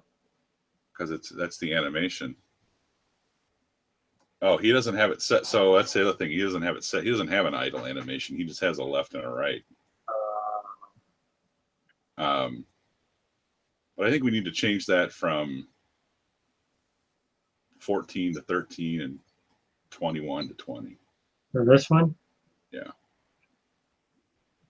Okay, show me what we're changing now. This is the left to right. This one here. Sprite moving left. Let's see. I wish he would say like which does which. Left to right. I mean, this is going from left to right. Well, where's right to left? Unless this is all the left routine only. No? Scroll down. Right there. Line 7, 12. Change that to a 13. So this is left to right. So this is the right routine. Okay. And 21 to 20.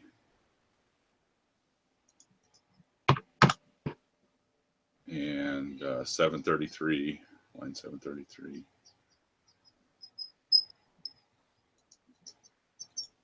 To 20. Yeah, I think that's actually the one we need. I don't know what that one above does. I was just changing it. This is the one that I think will actually change. Okay.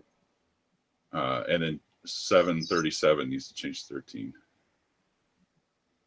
Oh, and that's what we had up there. I see. Because they're identical. I don't know what that first left right thing is doing. This one right here, left right. That, yeah. So this where it compares to where it was comparing to 16 and it's just the frame will be very low. Just so you can make it to max. Yeah. I have to go back and watch this video. It would be nice to be able to set a breakpoint in here and find out when this gets hit and under what condition. You know, this is where I would like to get the debugger going to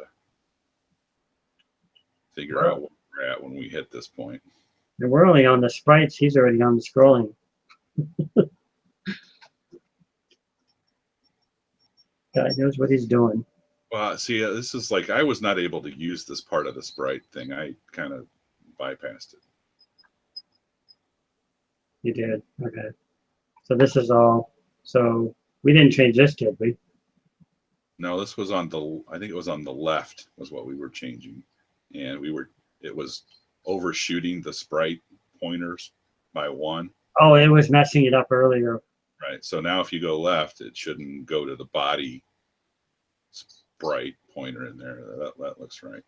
Yeah. All right. So I still don't know what's going on with moving right. I guess let's look at it. We need to figure out where that's happening at. Hang on. So yeah, they're moving right. It looks like it was hitting a wrong sprite pointer too. Everything we changed in here did not affect the right movement though. So this, I'm wondering if it's even being done in here. Well, there's a moving right, isn't there? But what should I try to figure out? He's got left to right, update animation, moving left. This must just be left only. I don't understand why he would call this animation test 2. Scroll down a little bit. You know, update animation. Right. Wouldn't it be update left, update right? Scroll down a little bit. All right, there's nothing there. So Yeah. So like the first part of it, he's checking something, and if it branches, then it goes left. If it doesn't branch, then it must be the right. So I think that this first part here is dealing with the right, and then the bottom part is the left, right? Where it says there, you mean? Right. So sprite directions, left, right. If I'm moving left, test for left, right direction. Oh, so left, right is whenever sprite direction is 0. So if it's not 0, I think he's saying we're standing still. Okay, so we never changed this. So this is standing still. Okay, that's why that was that funny animation. Do we need to make that 7? What was it again? The standing. You have to go look at Sprite Pad to find out where the standing still animation starts. Oh, so it's not even on those. I see what you're saying. But you do have a standing still? Yeah. Do you remember where it is? Right. Got you in here somewhere. That's all you have. Oh, it's not all the way up. Let's Number see. 28.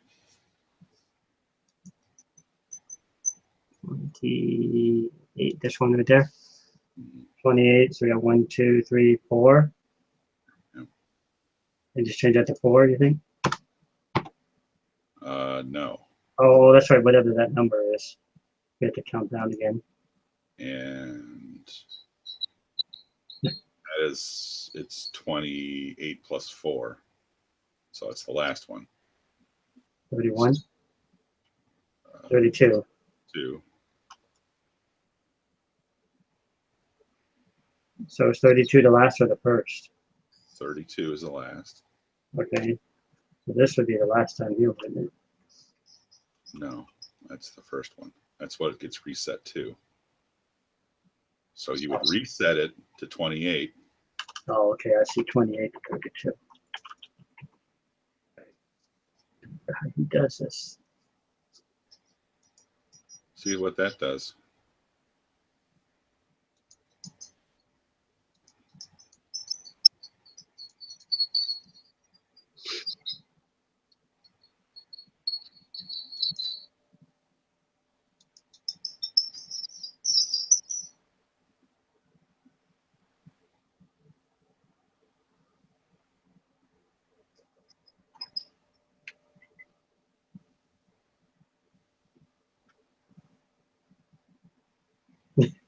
Isn't that right? Yeah, something's not right.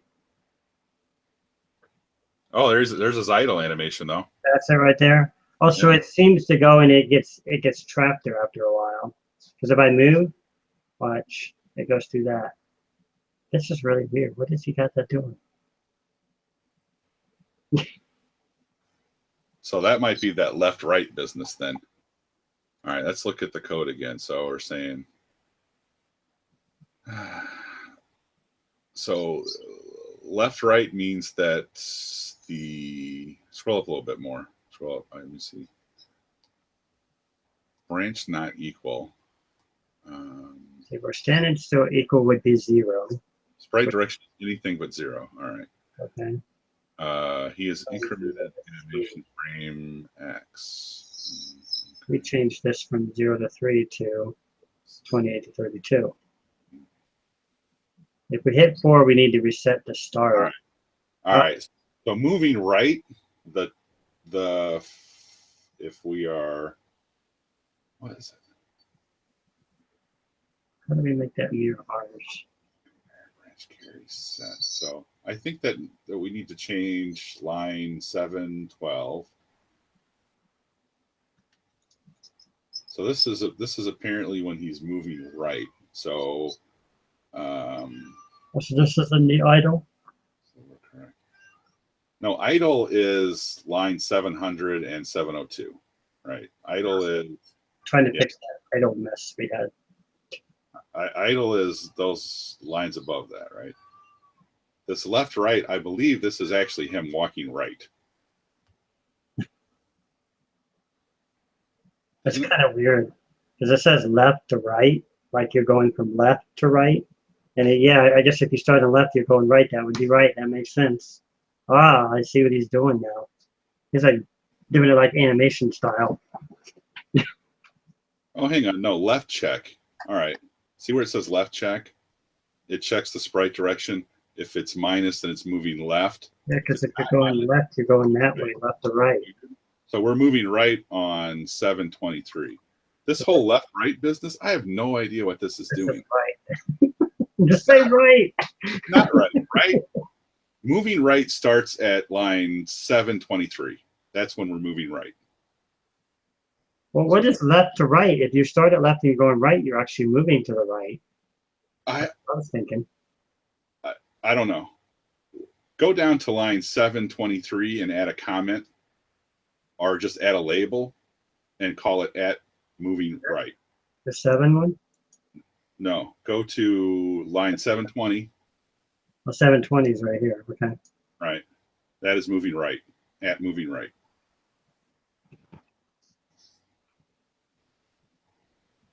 At left check. Right. It checks if it's going left. If it is minus, then it branches down to moving left. If it's not a minus number, then we're in this section here where we're moving to the right. Okay, I wish I had more time to look at it.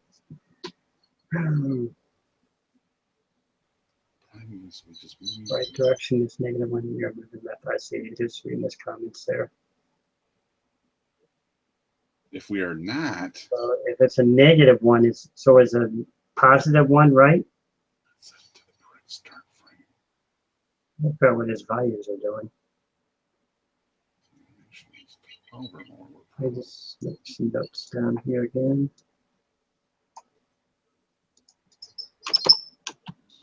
Direction.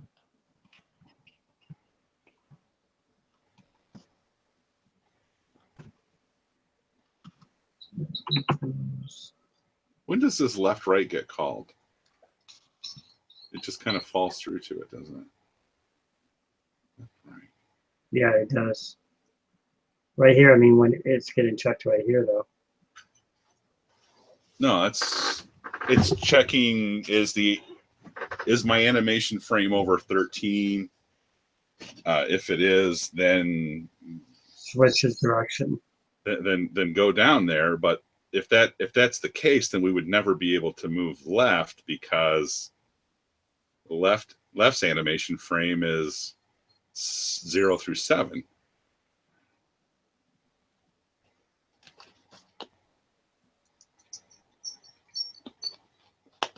Can you comment out those bits? Which lines? 710 through 715.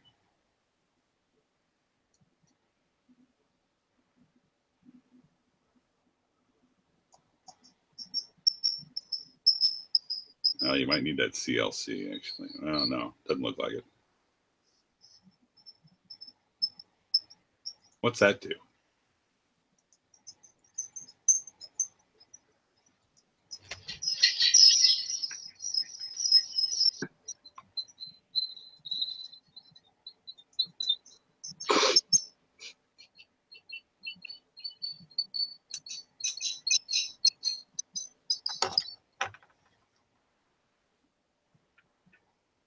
Oh, I think we got it.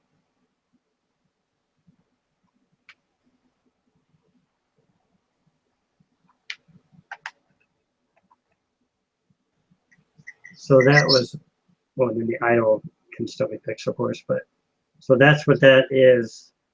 Why is it when we turn this off, though, it's working? Because I have no idea what that was even doing. Whatever it's doing, it's not helping us, is it? No, yeah, I don't know what that was doing. But he had it doing some other things weird.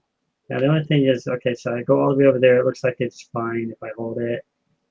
Yeah, so it looks good. It's got all his frames in here, except for the background, of course, the second sprite. It's tough to see over YouTube's here. You know what I mean? Oh, because it's such a very small screen. And it's frame rate differences. I mean, I could always expand it. Can you see it better now? The best thing to do, Steve, is if you bring Sprite Pad up next to it, you can set the animation in Sprite Pad. See if it matches. So down there at the bottom in the animations, if you hit play, one of those is walking. What do you mean? Oh, you set up animations here. Oh, it plays all of them. Well, how do you make this change here? It doesn't change up there. It only shows you in that little window down there. I thought you could always do it this way. Where's the animation editor? Wait, it's right. Gosh, I haven't used this. Is this the new Sprite? I haven't used this thing in forever. Forgot how to use it. Go down to the animation scroll bar and click a new. What happened to the window that opened up outside of this one? I don't know. Did they change all that? I don't know. This is the only version I've ever used. So if you scroll down in that window, click a new one. I click a new one down here. So scroll down. There's a scroller over to the right. Oh, I see what you're saying here. Yeah, and you can increase the quantity to give yourself some more space. So right now the quantity is 32. I see. So now scroll down a little bit. No. Oh, I'm going the wrong way. Okay. Right, and now scroll down a little bit. Now select those new squares that you added. These are up here? No, down below. Don't select that one. You'll overwrite that one if you. Oh, you have to select these. So that one's not a square. That's 36 and 37 are not there yet. So go a little bit to the left. Other left. What are you talking about? Go down from there. All right, there you go. You got a square selected now. Oh, I see what you're saying. I was just trying to figure out what you're saying. Okay, so you have to select the square and then kind of. Got an animation square selected now. Up above in the sprites window, you've got those first 7 selected. Yeah. If you put that icon on your toolbar, that's all the way to the right. It's 3 squares going to 1 square. That'll move the sprites that you have selected down to the animation. So you see that up in the toolbar? Yeah, right there. Click that. Now you got your sprite down there. Now you can hit play, and it'll play that animation. Oh, that's kind of cool. Right. And if you select it, you can. But how do you get this one to change? That one never changes. That would be nice, wouldn't it? Yeah, because you could see it so much easier. I could see it. Animation. That would be great, but it doesn't. I'm trying to enlarge this one. You could always change the size of the sprite too. Mm-hmm. But there it'll show you. So that's what the animation should look like. Of course, shows all the animations. But that shows what the animation should look like going to the right. So if you have the sprite pad window there with the animation playing and start moving right, can you see if all the frames are showing up? I don't know.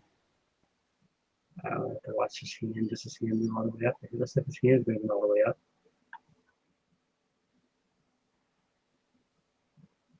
Take him all the way back here. And his hand's going all the way back to like his foot. So yeah, it looks like it's all there. Yeah.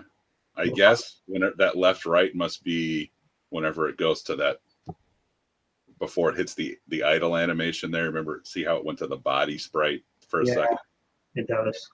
That must be what that left right is trying to fix, but I don't know how to I don't quite know what it was doing. But I assume that's what it was doing, is trying to fix that bit. Well, I guess we could just do the overlap for now and come back to the idle for later. Because if it's going to take that much longer. Well, like I said, I did it completely different. Rather than have that animation frame be the pointer, I had the animation frame just be an index that counts from 0 to 7. Yeah. And I managed the pointers separately. Would it, I mean, I just don't want to like detract from his code, you know, when he comes back. So, because I Yeah, have I'd like to talk to him about it and see, you know, what, uh, uh, or maybe I just need to try to use it some more and get used to it. I don't know. I found it we confusing. can comment it out for now. I just think it might be good for him if we don't alter too much. I'm just trying to like keep with what he's doing because I have no idea which direction he's going with this. He's not Right. So that, yeah. So like I he's going choose to change a bunch of code and then he goes and does it in a completely different way. the way animation frame works in mine. I don't know how Yeah, I don't know how it what works either. our concept of the animation frame is, or I didn't quite understand it the way he was doing. Play with it more later too. But now to get that overlap character, is that going to be complicated? Shouldn't be. It should just be one sprite, but then we have to do all the sprite frames for that one, right? Are they going to be on the same place as the other? Because they're in different positions. It's not like they start here, they start all the way over here. 1, 2, 3, 4, 5, 6. They should got 7 of them. Yeah. So instead of starting at 0 for moving right, you'll start at 7. So where are we putting this? Down here?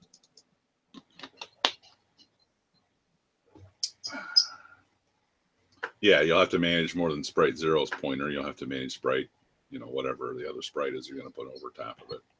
I'm going to be doing a new one. And then we have to set that sprite shape at the top first, right? Mm-hmm. So let's just do that first. Oops, I just didn't do something here.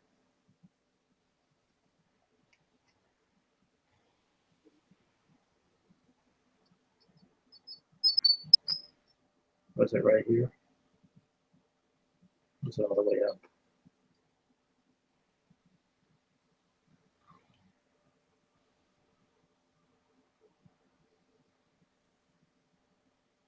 Right here.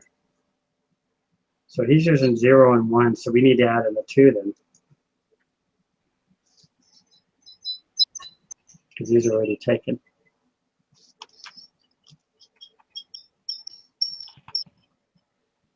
We also need to define one.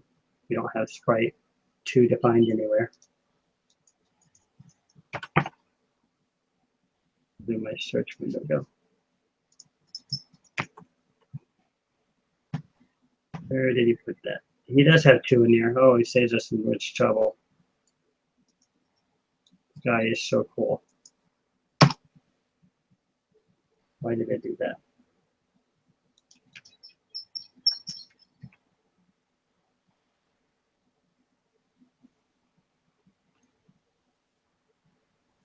Let's see here.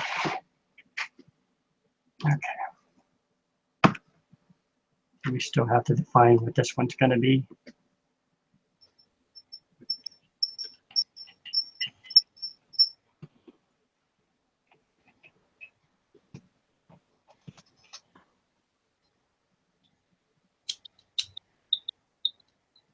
$39. Sound right?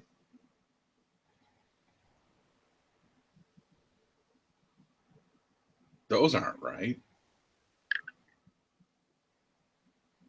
We're using 2 sprites, though, right? Yeah, but 32 is not right. 39 is not right. 32 was there before.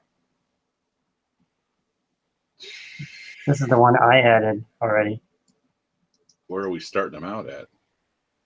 You should start out on the idle animation. Where does idle start?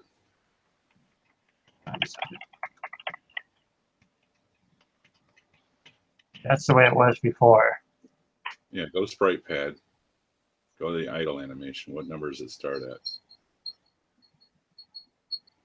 Oh, I was trying to, we're probably on a different dot. I was trying to do the background, Right. not like the idle. Is that 32? Click on that. The idle? 28. So that shouldn't be 32. That should be 28. And then, Oh, so we're going to fix the idle? I'm lost here. well, I don't know why 32. What is 32? 32 might be the last one. 31, 32.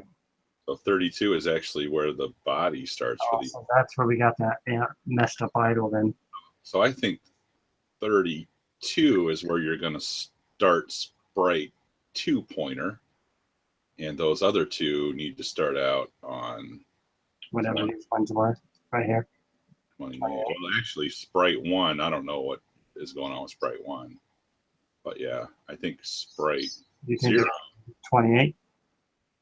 I think Sprite 0 should start out at 28. Sprite 1, he starts out moving in some direction. He doesn't start out idle, right? He's the running one. Oh, that's the running one. I think that one's okay.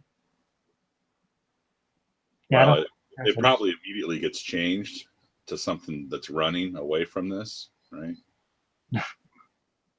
wouldn't surprise me nothing. It probably doesn't matter what that one gets set to initially. Okay, so we got 32. That's 28 through 32.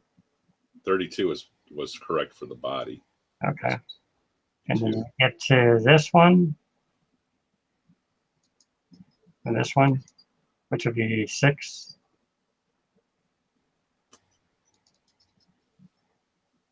No, it's 32. Already got 32. Well, that's on the that one is not getting set. You can change that one to 0 as far as I'm concerned. Or So you don't think this one's being used at all? well, I think it just immediately gets overwritten with whatever the moving. That's the running guy, right? So as soon as the thing starts, that sprite pointer gets overwritten with a left or a right running pointer. So that's that guy on the bottom? That's the guy on the bottom, right? Sprite 1 is the guy. Okay. I was thinking that was the guy on the top. So this is the one for the joystick then. Yes. I see. It confused me because they've also Killbot. Okay, so we could probably just comment out, wouldn't make a big difference. I don't think that one makes any difference at all, what it gets set to initially. I'm okay with it. And I honestly, I don't know how much it matters what these other ones get set to initially either. But I think if we're going to start them out in the idle animation, 28 would be for the outline and 32 would be for the body. 32 is a body, like that. So do we need to add this somewhere else, I wonder? Because how else are we going to update the animation if we don't add it with the other? So we probably need to look for this one and then put 2 in place. Why does this window fail me every time?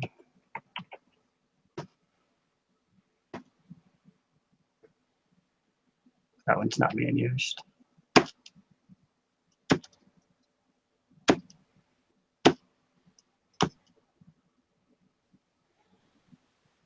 What? Whenever you first started to search, I think you pasted it in this. Oh, I was gonna say I didn't know what that was. Okay. Okay. All right, so I hit the wrong window. Okay, seriously. Okay, so right here's where we started. The animation test is not being used. I think this is it. Yeah, this is it right here. So we need to stick it below this one.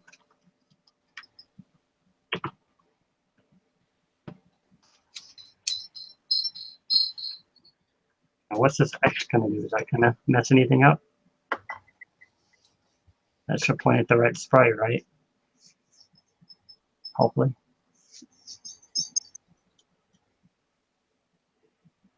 Yeah, I don't know. That's why I didn't do it this way.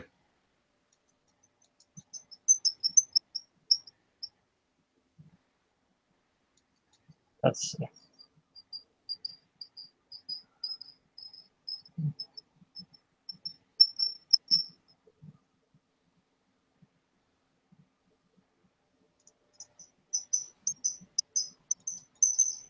Okay.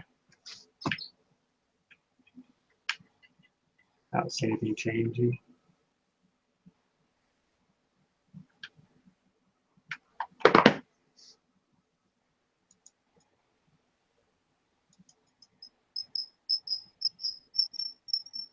Sprite base plus frame number. Can you put for that second on line 755? Can you add +7 to that? X +7. I don't know if you can add operators that way. I don't think it'll take it. You put 6. Oh, I did.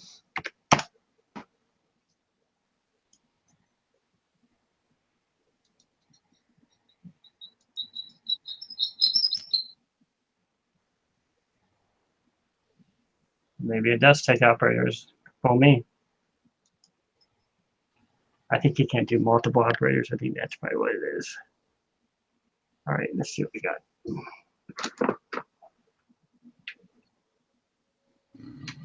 Nope.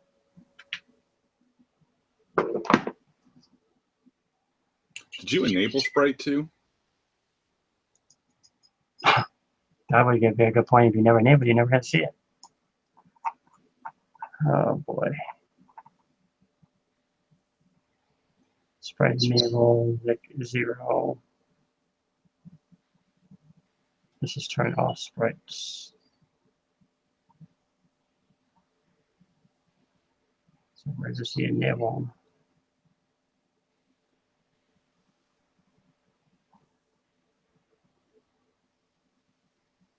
Right here, right?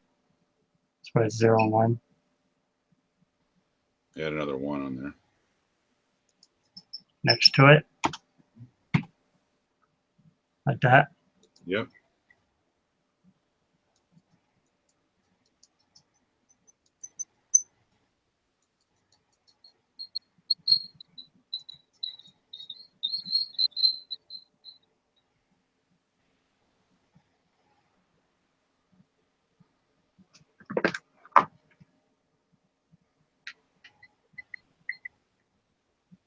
No dice.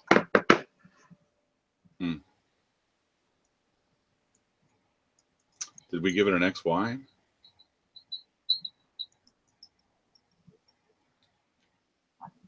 Oh, that's right, because we need to position it because we're talking about a whole new sprite. Okay. I don't even know where is that. Probably up here somewhere, I imagine.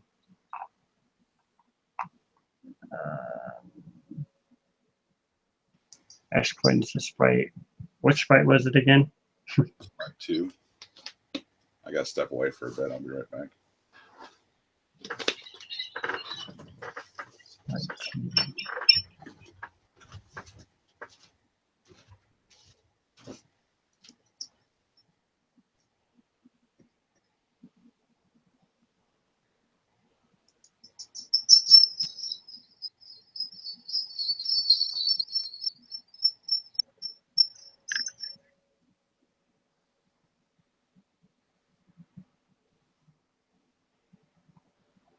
Okay. So I'm sure we're probably boring our readers here, but so what we're trying to do is we're just trying to overlap this sprite with this one because we're using two different sprites for those who are watching. And these are the positions for the X and the Y.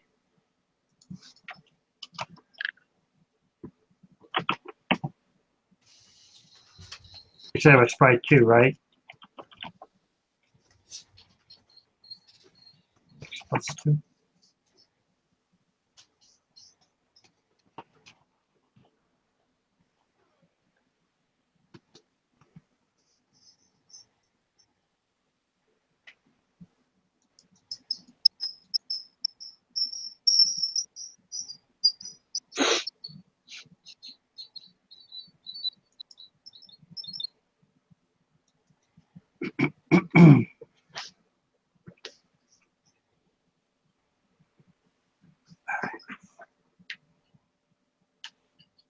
Still nothing.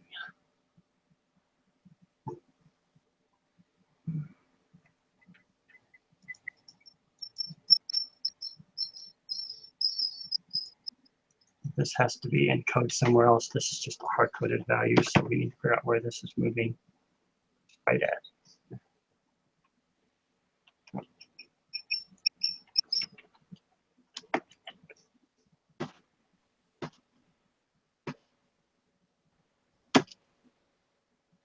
Oh boy. Get the sprite text position. Reads off the edge of the screen. This is just determining the sprites and storing it. What the heck did he do?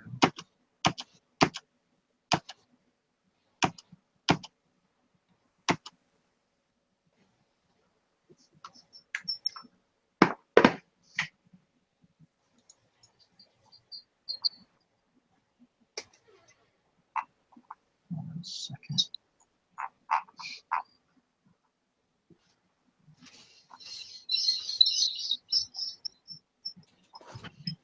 I'm back.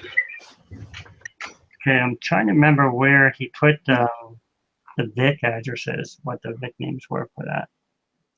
Were they in main or were they in Sprite routines? Maybe they're in, oh great. That lovely thing, forgot about. We zoomed in on the screen again. So I know where to change the Vic position. So we can store in the X and the Y into the Vic register. Oh yeah, yeah. Well, it's like it's by 2 because it goes X Y X Y X Y for 0 1 2. So where does he go? Yeah, where does he set? Where do you set the initial positions? That's where I just was earlier. If we look at the other ones, I can probably figure out what it is. This is it. I just found it. Why did we turn them off? The X is just the X position. That's just an incremented variable. That's not changing the hardware register. This is what I was looking for. Yeah. But this is only going to be initialized one time. This isn't inside the loop. So where does he do it inside the loop is what I can't find. Oops, I typed it in wrong. We need to initialize the Sprite 2's position. This code, I have a feeling it's in this one, and I need to reload. How do you load these again? I have no idea once it does that. You said you close it out and just like reload it? Give it a shot. Oh, great. It's probably because it's still expanded. I have no idea, man. It's a buggy app. Yeah, it is. It definitely doesn't like you changing the font size on the fly like that. So I've noticed. I was going to shut it down. Whenever that happens to me, I just shut the whole thing down. Really? Yeah. Well, I'm going to save. I don't trust anything now. I assume this save all should save all. Oh, so there's no reset on it, then you have to shut the whole thing down. Oh, it says Sprite Editor is open.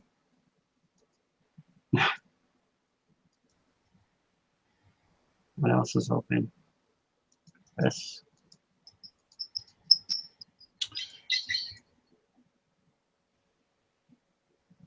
Scott ever come back? Nope. I was keeping track and I didn't see anything else. He is overseas though. Yeah. He might be sleeping now. Who knows? Yeah, I'm pretty sleepy myself. Yep, pretty much. What about some of the other guys. Like Bo, you ever hear from Bo? I haven't heard anything back from Bo. And Ken was doing the Atari stuff. Yep, I haven't heard anything from Ken, and then we had the other guy. What was that guy's name? Stefan, yeah. Doing the music. Of course, we got derailed there for a while, so things happen, like unexpectancies. Sure. Okay, so I don't know why I just opened up two of them. I assume this is the right one. Let's close it.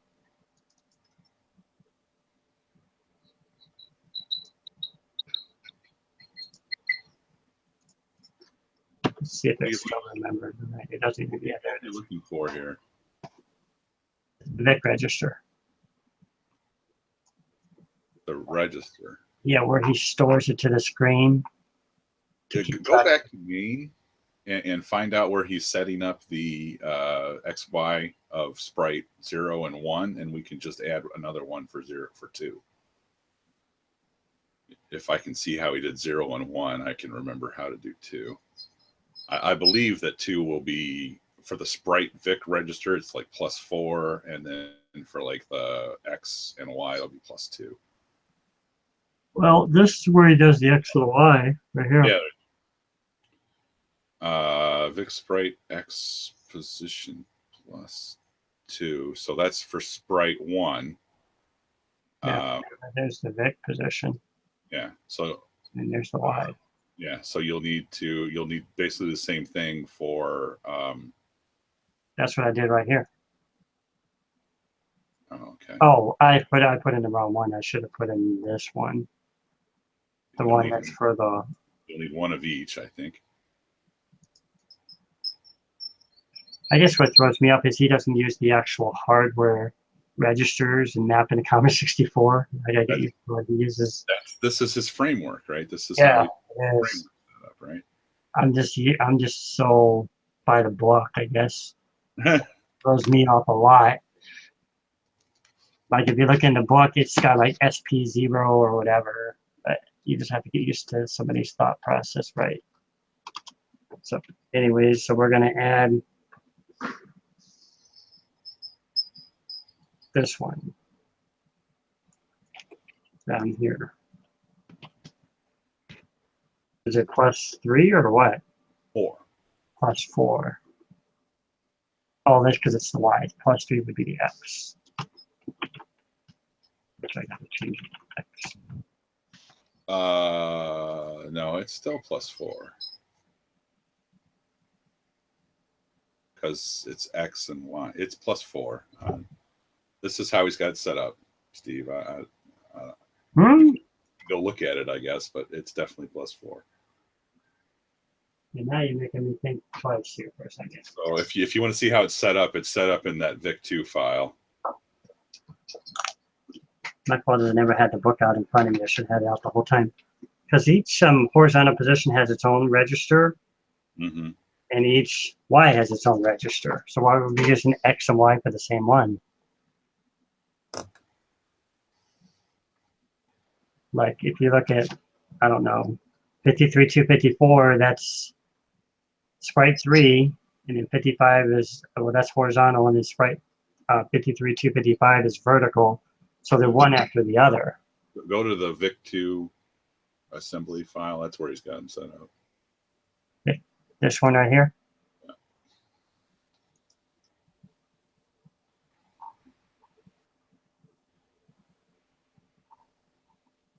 Also, this is where he stores all the VIC data, I see. Yeah. What am I looking for? I'm looking for the... so he's using Sprite X.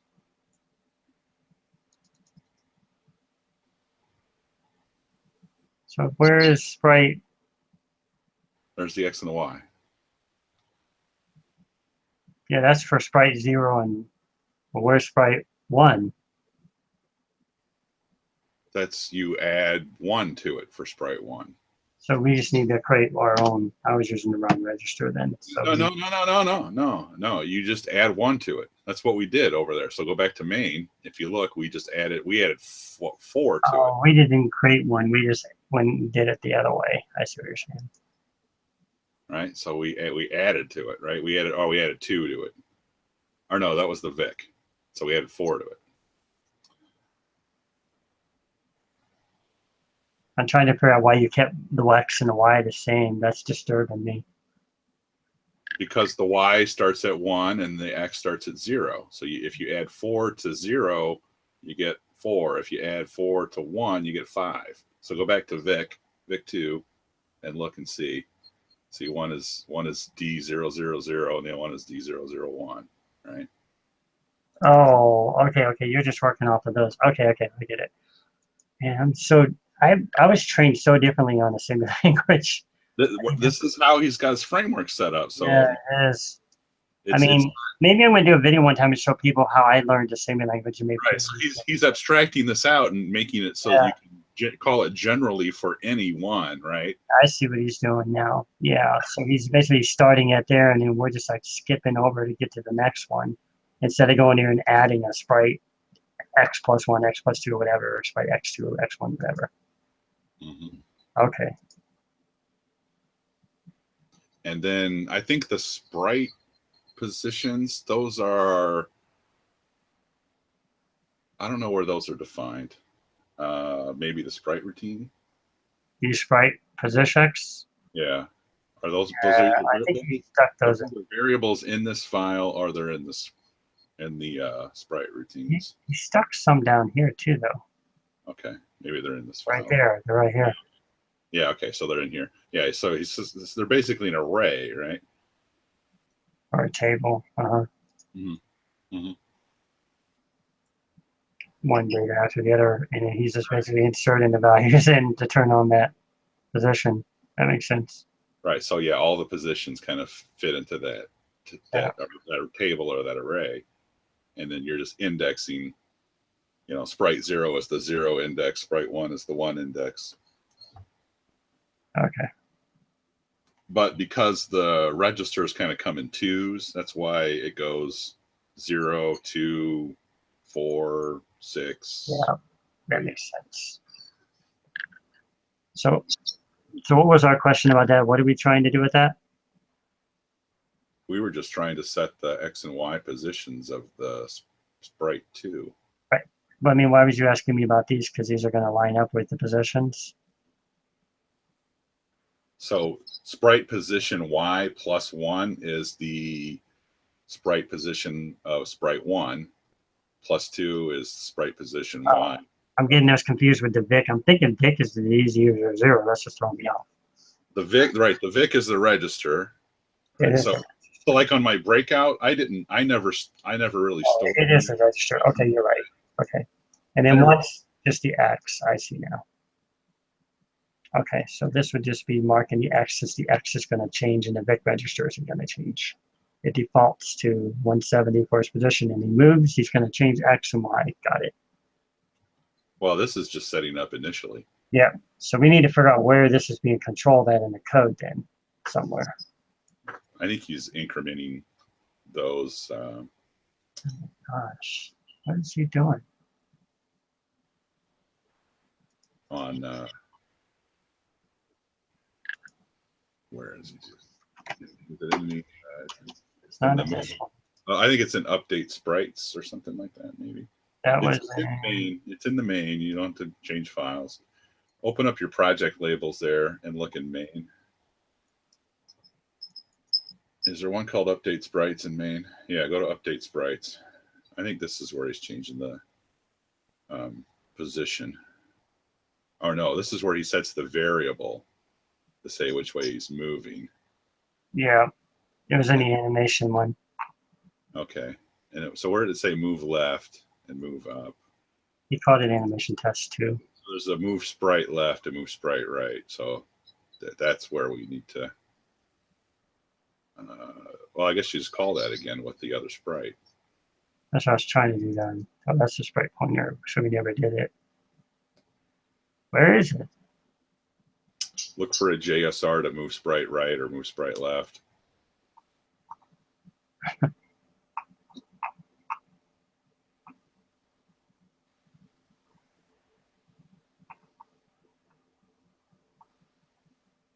Here's a move left one. Update simple animation. I think this might be the other animation. Oh no, here's update sprites. Test up and down.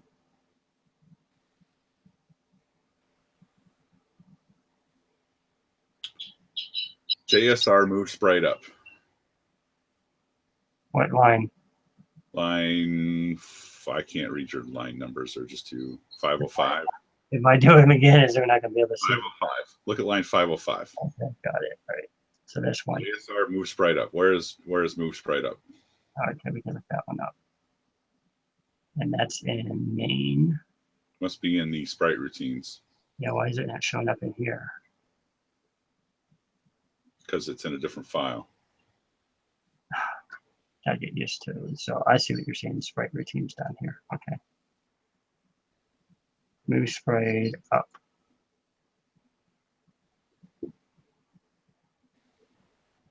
X is the number of the hardware sprite to move. Okay, so go back to main.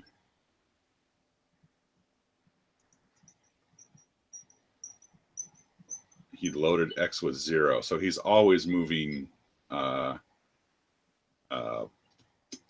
first sprite. So you need to, after that line, do a LDX2 and then JSR move sprite up.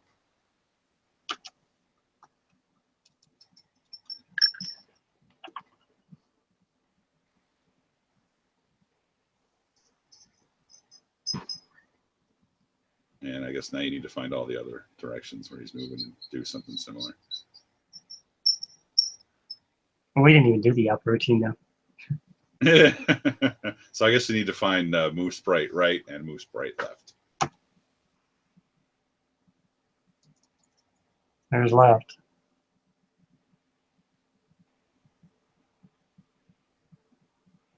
Oh, you need to find out where it's getting called. Not, you don't want to look in sprite routines. You want to look in main.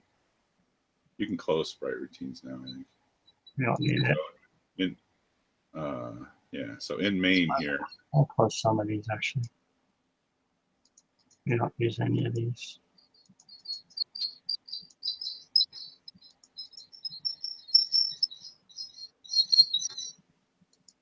There we go.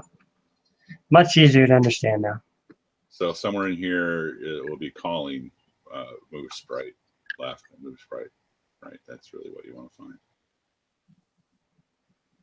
You want to look for a JSR move sprite left, JSR move sprite right. You don't want to look for up. You want to look for left and right. I was just copying it so I had it. All right, there's no move sprite left. Not in here, at least. Oh, great. Well, somewhere in there, he's got to be moving left and right. So maybe he didn't call it that. So go back to main. No chance on that. Scroll up just a little bit. What's that say? Move left. See where it says JSR move sprite left? Load 0. Yeah.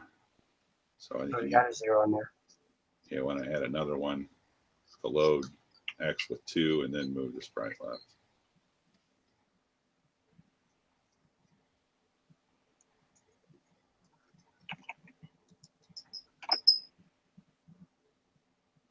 Are we doing that for right too? Yeah, so somewhere in here he'll be a JSR move sprite right, probably.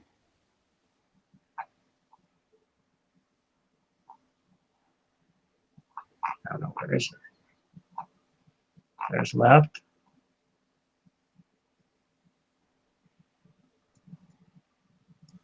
There's up and down. Scroll up. What's it called again? That's no, scroll down a little bit. I see it. Well, stop. Oh. 5. No, stop. 5:23.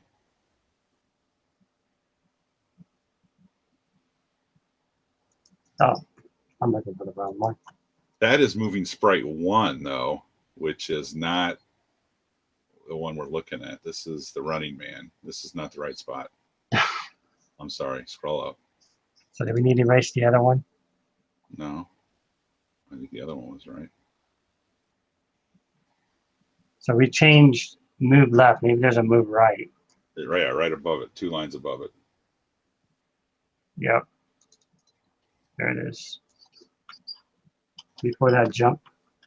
And you said, well, actually there's 2. Move it. Yeah.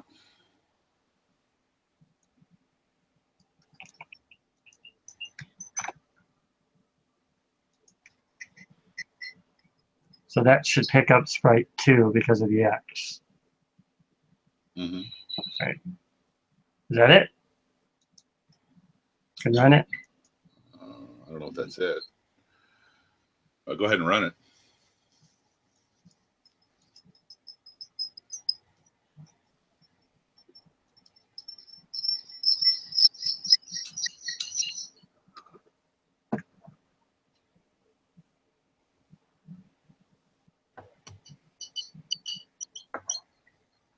Uh-oh.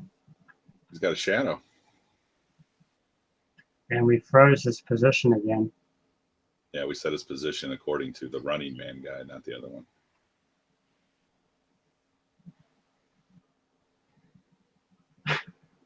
It's the wrong set of pointers, too. The wrong set of pointers. Yeah. And he's blue.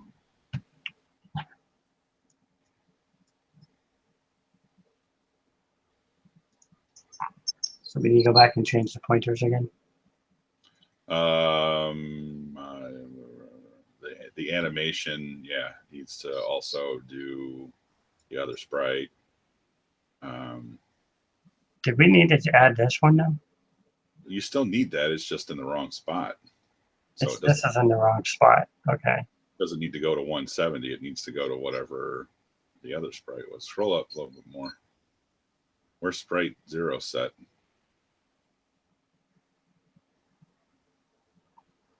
Oh, so we used the running man. I see what you're saying. We changed the running man sprite. You made another sprite at the running man sprite's position. Yeah. We need to make another sprite, not at the running man's position, but at the 0 position. 0 position, yeah. So this is the running man's start position. Okay. Let's make a note.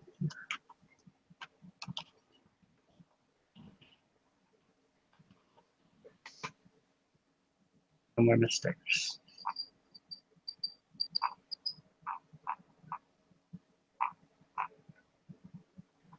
That's the top right there.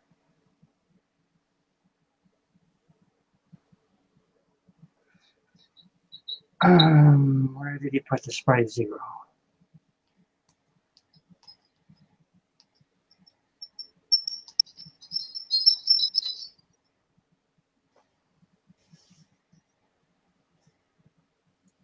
Because fixed sprite X was D000, right?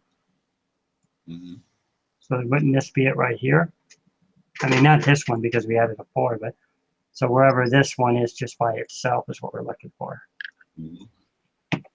Search for it again. I think I have the wrong search window open again.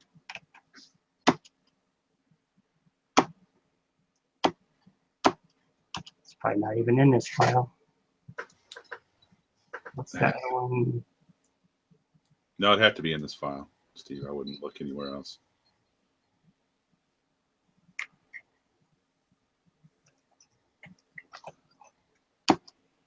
Well, I was searching for Sprite X. We had these blanked out for some reason. I don't know if he did that or we did that. I think he might have done that. He said no more setting up sprites like this. I know I didn't write that. So whatever we're trying to do, he didn't want to do. Oh, yeah. He's got that sprite to char pose for his background collision. That's right, yeah. So we can't use that one? Well, he's just setting up Sprite 0 differently because it's being used for background collisions. Oh. That's why you're not seeing it there by itself, is because it's not done that way anymore. Hmm. And that sprite to character position is so that his delta calculations work out correctly. Or actually, it works out so he doesn't have to do calculations. He does a calculation to set it relative at the beginning, and then he can just update as it moves and not have to do calculations each time. Hmm.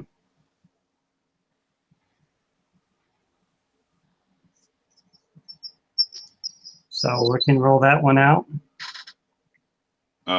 Well, I mean, you need to figure out where it starts at and start your other one there. I mean, So we need to figure out, which one is this? This is it this one right here? No, it's not that one. No, that's the 0 sprite. The 1 sprite is the one that's moving left and right. So this is the one moving left and right. Okay, I'm going to make a note here, so I can keep track of it in my own head.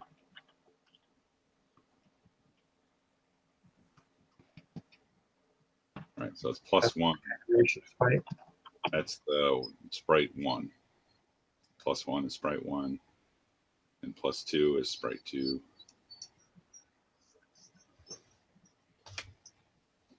So sprite 2 is the joystick? No, the joystick was sprite 0. Okay, so this is ours then.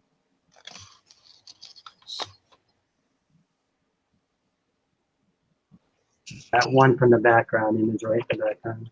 Yeah, the body. Whatever. That's right, because we didn't get to use the sprite 1 because it was already taken. It gets so complicated. Okay, so sprite position. Let's see what's coming up.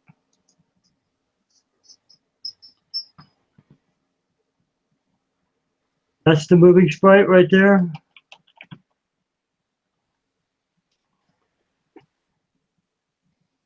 Oh, excellent. Sprite 0. I mean, that's the one that he's got joystick controlled. Let's do +0. The joystick, right? That's actually easier to understand. So joystick, and this will be the joystick background image. So we can follow it better next time.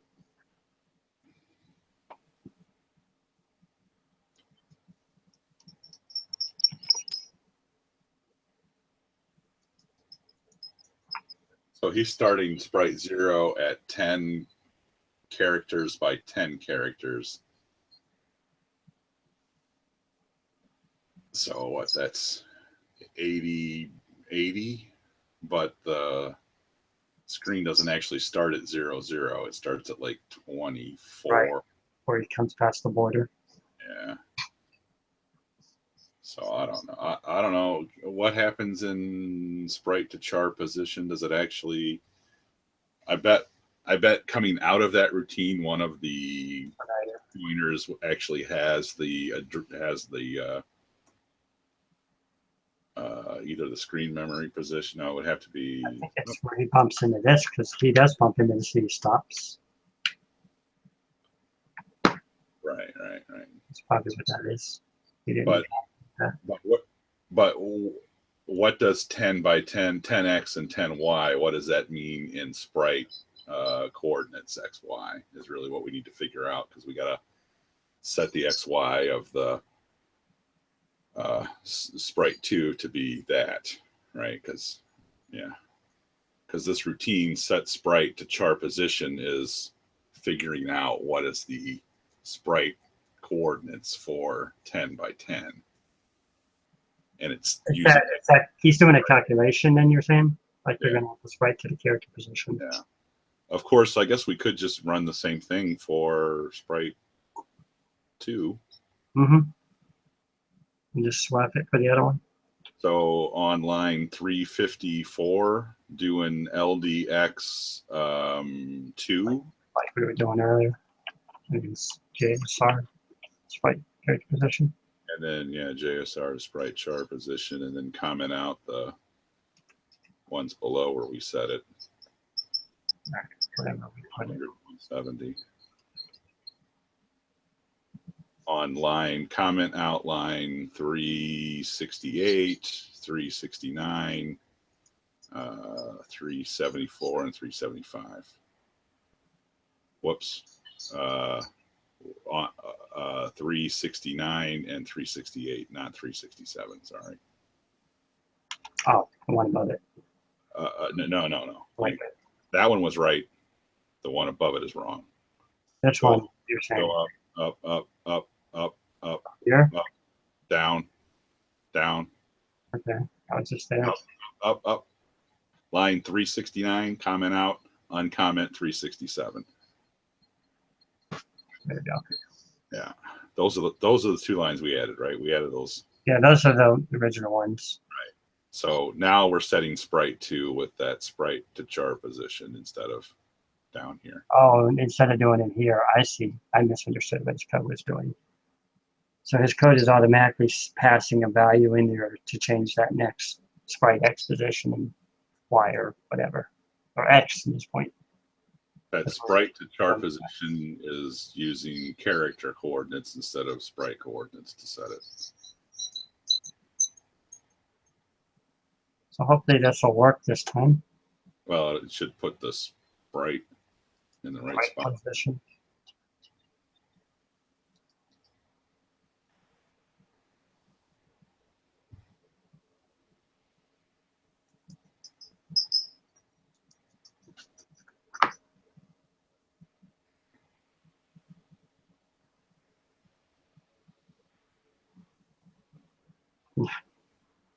Why does it look like that though?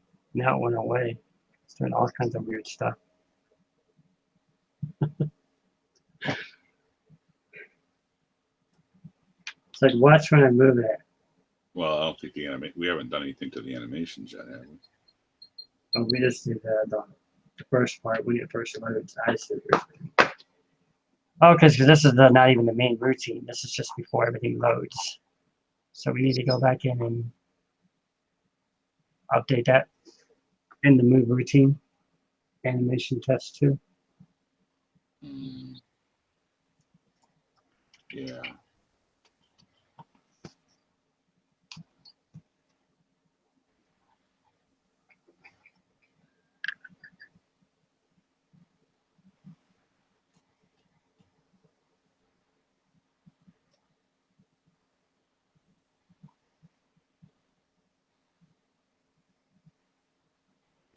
I thought that +7 would do it. I really did. If we can figure out what his is doing. What's this? Says pointer equals sprite base plus frame number. But what is sprite base plus frame number? Like where it starts? Well, it'll be sprite base is where it starts. And in whatever frame we're moving. And then the frame is an absolute offset. So I changed animation frame to be just a counter of what actual frame from 0 to however long it is, whereas his is an absolute index. So like left starts at 12 and goes 7 from there, and then right. It's I found it confusing. That's why I changed it. I see. So you use, add with carry will still do the same thing. Just add a value to it. Yeah. So we should. This theoretically, I think this should work, right? Because it's whatever the offset is. So if you're 0 for X on sprite 0 for the pointer, if we add 7 to that, that should get us to the body of the same thing, right?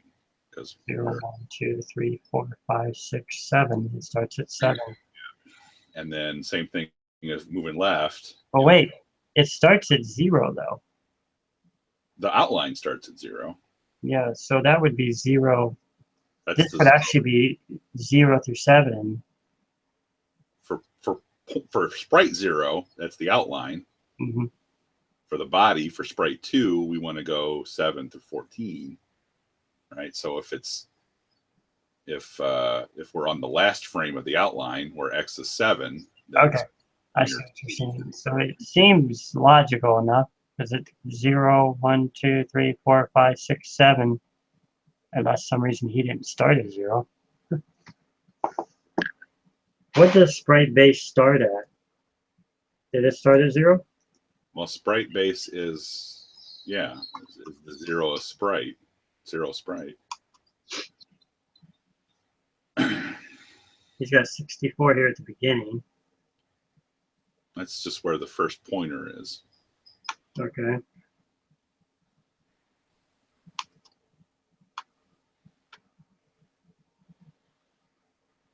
So we just basically capture it in there and it kind of.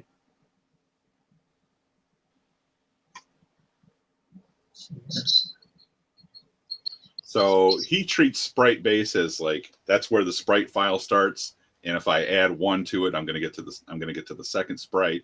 If I add I get 4 that part. to it, it'll be the 15th sprite, right? But is it starting at 0 or 1? It starts at wherever you tell it to start at. Wherever he targets it. So it basically gets loaded in here somewhere. So we were moving to the right, and the right outline starts at 0. The right body starts at 7. Let me see something here a second. I wanted to see like where it. If we are left, the left starts at 14 for the outline and 21 for the body. I'm just not understanding that yet.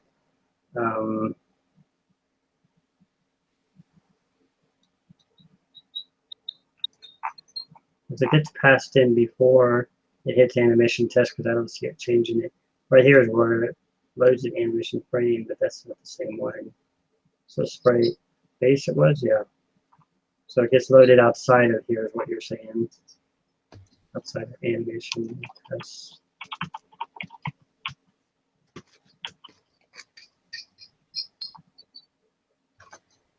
And here's where it first gets executed.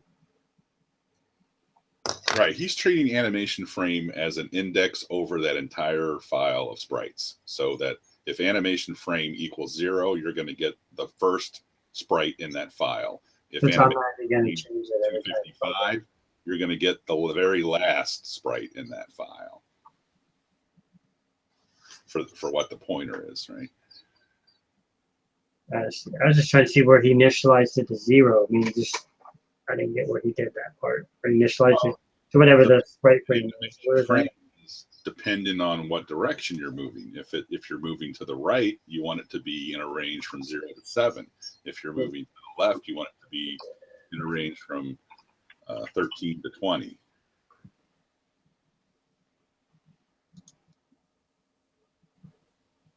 I guess what's confusing me. So he's just saving it in here. Like this is, well, that's animation test. So that's the right one. Just stay out of that one. This was the one we used. Okay. So here's where we first changed it. So here we loaded in whatever sprite base is plus 24. And somewhere down here it hits that JSR and it goes to that animation frame. Okay, I was just making sure I understood what was going on here. So it's just loading in whatever values are in, plus the sprite base or whatever it started at.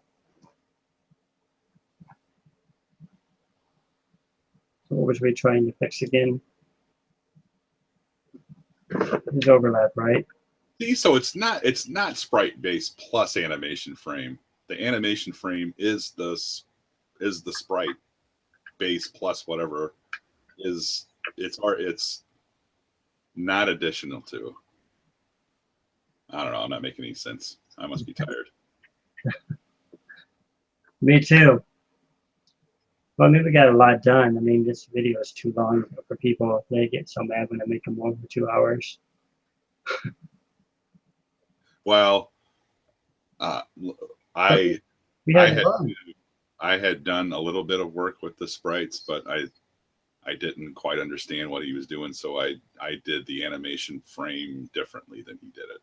Yeah. And I managed my pointers differently. I mean, at least you got it working on yours. I mean, but we just haven't had time to look at his yet, and I haven't had time either. I just been doing some other things. But I wanted to at least put up a video because they haven't had a video in a good while. At least we Yeah. try to work on something, you know. Let And them know we're trying. I had done one here. Did you see the demon attack one that I did? No, I don't think you showed me that one. You showed me the Trump one earlier. Yeah. If you look at my screen, I'll bring it up here. I did. So I got. That's like a target. No. Yeah, I got a sprite moving on the joystick here, and I can shoot, and it'll do a death animation for him. So it does it detects the collisions on the bullets. Pretty cool. Yeah. And you even got the animation that blows it up. Yeah. But this was me doing sprites on my own, not using his framework, right? So I guess the next thing I should do is try to do something like this with his framework. Yeah, figure out what he's doing with his stuff. With the sprites. Yeah. Now I did use other bits of his framework in here. Like I used his Vic2 constants, you know, and I used his I think I used his display text routines. Yeah, I saw that. Like even you did that in the what was it, the breakout one too? BBL weight. No, I guess I didn't use his. I just used the weight. I didn't use the display text. Oh. Ultimately, I want to get this type effect. These raster bars. Yes. Type effect. You see this down here? He was talking about that before, yeah. Yeah. I want to get this border at the bottom with my demon attack sprites, you know, up here on the top. Are you going to animate them or something? That would be cool. That's how I used to do it. Like fill it in with something besides the border at this point. Yeah. You know? I'd make them move down and change one after the other. I would be happy just to get them down there and then also be able to do sprites. This routine that I have that does that, you know, just does the raster bars. It doesn't do it on an interrupt or anything. So it's not. That's the only thing it can do. Oh, it's just drawn in the raster lines. Yeah, I really want to. You just have to change the set register 53-264. What I think I need to do is set it up so that it doesn't get run in a loop like this, but gets run on an interrupt. Mm-hmm.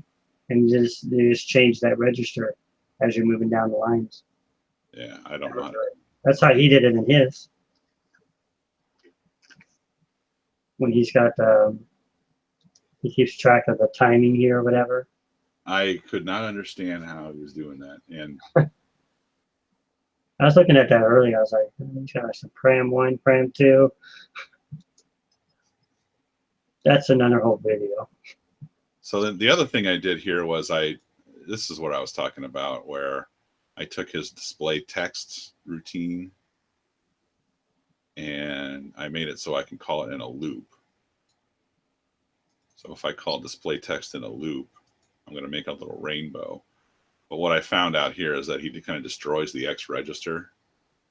So I really want to change his implementation of display text so it doesn't trash the X register.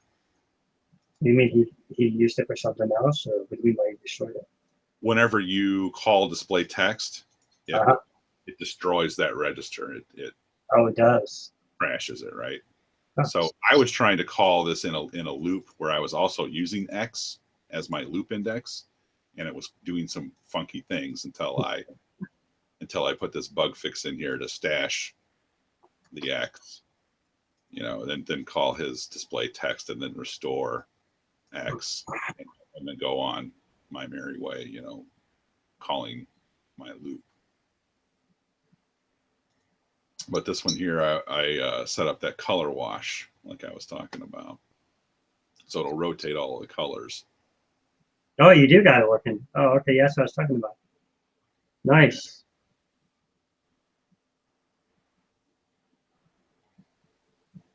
not very smooth. And then you guys, the last video I saw, you guys were doing background scrolling.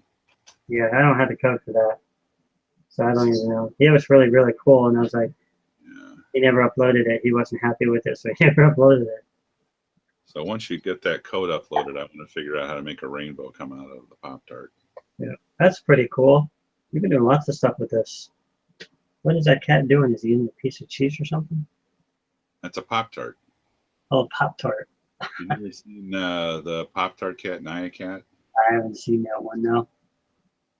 Oh, it's a popular.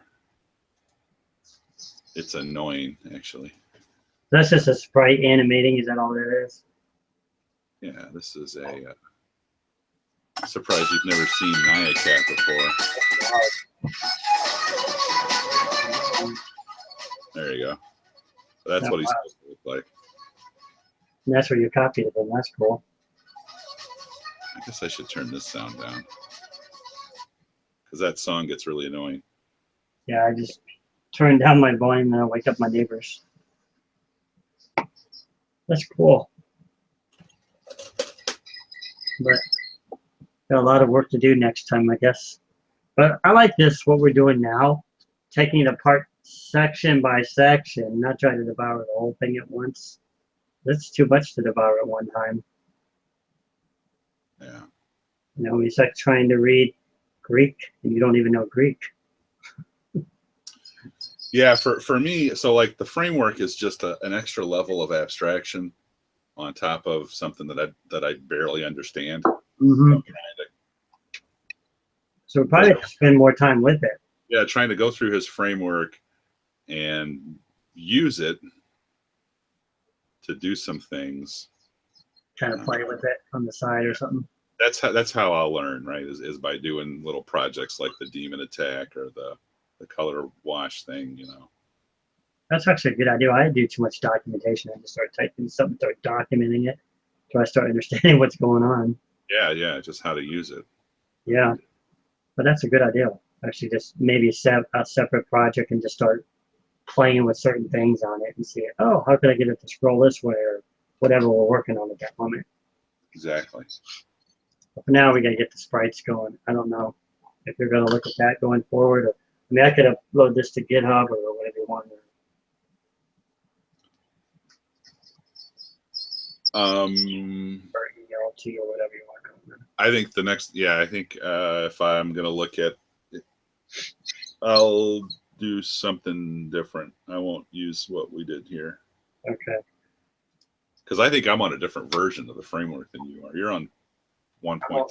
I'm on 1.2. Oh, okay. So he went and changed it or something? Well, I just think I'm on a different version. Oh. But I mean, the sprites, did he change those on that version? I don't know. I'll have to look at. See, mine is MLPV12 and yours is MLVP 1.3. 1.3. So I'll have to get the version 3 and look at it. Yeah, he might have sent that to me or something. I don't know. I'll have to figure out where I got that. I mean, I already got it here. I can just send it to you, but is it or something? I don't know. Create a GitHub or something for it when I get some time. What I'm thinking about doing is something you asked me a while back, was trying to create a semi-language video to break everything down little by little. So one thing at a time. So if I have to do status registers in one video, we'll do that.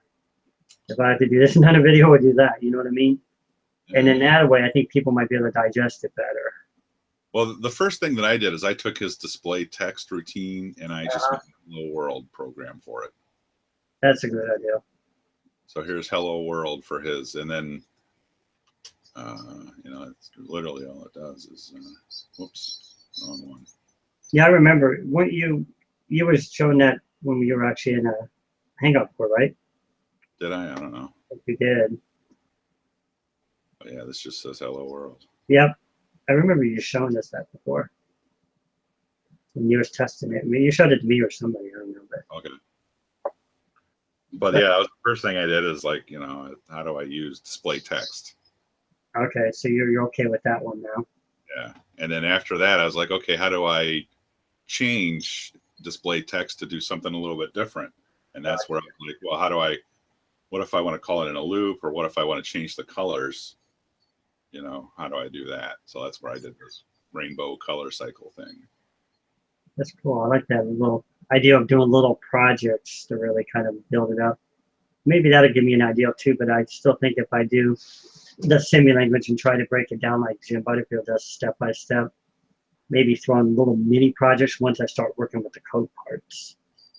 But yeah, just like taking a concept like status registers just doesn't mean anything to me, right? That's why I want to break it down. Like well, even if you break it down and you just say, okay, here's everything about status registers. I mean, what's that good for, right? How do I actually, what is the application of this bit of thing that you're showing me? If I don't have a context or some project that it fits into, like some use that I'm putting it to, it doesn't stick, right? It doesn't really gel, I guess. So that's where I like to have something that I'm doing, and I need to figure out how to do something, and then I discover, oh, I need a status register for this. Well, the status registers keep track of what the values are changing in the code. It's out there setting flags, like branch instructions. They set flags, and it keeps track of negative values. It keeps track of a lot of different things. Zero pointers. I mean, zero pointers, but basically, like whenever you set a value to equal to 0, that Z flag is going to be set. And if you, there's certain things in there, I was going through it and looking at it, that it certainly, stores never mess with the status registers. I mean, that's what I wanted to explain in that video, because if you're familiar with the code, it'll probably kick in for you. But for people who are not familiar with code, they might get lost. But I'm trying to do it the way Jim Butterfield's doing it. Well, like here, I was trying to use his display text in a loop, and I found that bug with the X register getting trashed. Oh yeah. So there I figured out how to use the stack, and I had not used the stack before. Oh, nice. Yeah, just like a stack of cards, like. So trying to fix this bug got me looking into push and pull off the stack. Yep, push and pull. Yep, that's exactly how you do it. So I'm sure that somewhere I had learned about the stack or had read about the stack, but never thought about how to use it or what it was for. And here I finally had a situation where I needed to use it. Mm-hmm. And so now I think I know it better because I, sort of went through this process of, something's wrong. I have a need for something that I don't know about yet. So now I have to go learn about it. And that was the stack at this point, at this. So you're giving me some ideas. I need to at least tell people they can't learn by watching. They only going to learn by doing. That's the way I learn. I mean, that maybe other people are different, but for me, I have to put it together. I have to apply it before it actually. I am the same way too. I see what you mean. Can't please everybody, I guess. Why try? No, I mean, like some people they like videos, some people don't want any videos, They don't hear what you're saying because they'll like to mark you up on your words. Yeah, there's a place for the lecture, right? Where you're giving the background and sort of the breakdown, like you're talking about, of all the different pieces. There's definitely a place for that. Yeah, there can be. But for me, that is, I go look at that as I need it. Right. And as I need it is because I'm working on something else, right? I'm doing something. But that's where, it's like my goal with this is to learn machine language. It's not really to write Spelunk or anything. Right. So that's where I am happy to do these, rainbow color things or the demon attack, something. So these are like your very first machine language programs? That breakout one was the very first one. Wow, I didn't know that. That's pretty impressive for your first one. You should see mine. I am a computer programmer. I've been in my profession. So I didn't even know that. I thought you worked on computers. Well, I mean, right now I'm a web planner is my title. I do more administration. Okay. But previously I had done ASP.NET.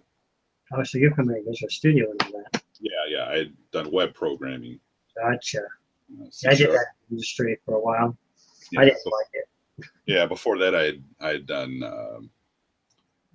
Cold Fusion. I'd done Visual Basic. Have you done C++? I have done some C++. I'm probably more familiar with C. C, okay. But the C Sharp is kind of my object-oriented go-to language. And of course, with all the web stuff that I did, I learned quite a bit of JavaScript. Do you know who Bob Tabor is? Bob Tabor, no. Go look him up sometime. He has his own website where he teaches, and he now sells his videos to people. They used to give away a lot of stuff for C Sharp and Visual Studio. I learned a lot from him. Really cool guy. He almost looks like Steve Martin. For C Sharp and ASP, it's Scott Guthrie and Hanselman. Well, he does videos, but Dover. I've been looking at a lot of PowerShell because of the change. My job changed a couple years ago to get into this DevOps kind of combination of development and operation. So how long you been doing this? Like how long you been in the career? Yes. Coming up on 20 years. Be 20 years here, I guess. I wish I had started way back then. I tried to get started right when I got out of college, and that was a nightmare. I mean, they were trying to get me to do projects that people had spent 5 to 6 years on. There's no way I could play catch up. I tried. My one friend says, you know, they probably shouldn't even hired you in this role, but somehow you got in. As a developer? Yes, because they were building an entire framework. And I was supposed to kind of build things around their framework, but then later they wanted me to implement. Not only that, I also had to learn a whole new language while I was there, a whole new software language. Windows Workflow Foundation. I didn't know anything about it. And before I quit, before I was let go there, I actually had it working. But then by the time I showed them my project, they said, you're only missing about 20 things. I said, forget it. I'm not meant to be, it's not meant to be, you know? Yeah. I'm just happy I got a 20-year forgiveness loan, so I'll just handle that and be done with it. Well, I had applications that I wrote completely myself, and then I had other applications where we had a team of, you know, a dozen developers all working on the same application. Oh, wow. It's amazing when a lot of people get together what they can do, though. It is. I would like us to start using GitHub more so that we can look at each other's code and change, you know, make contributions to each other's projects. I need more training on that. I'm not fully, I know how to upload stuff, but I don't know how to like do that kind of stuff. So that's where I need to go learn more about. It's not hard, and you know, there's a lot of videos out on Git in particular. It's There's videos actually on GitHub.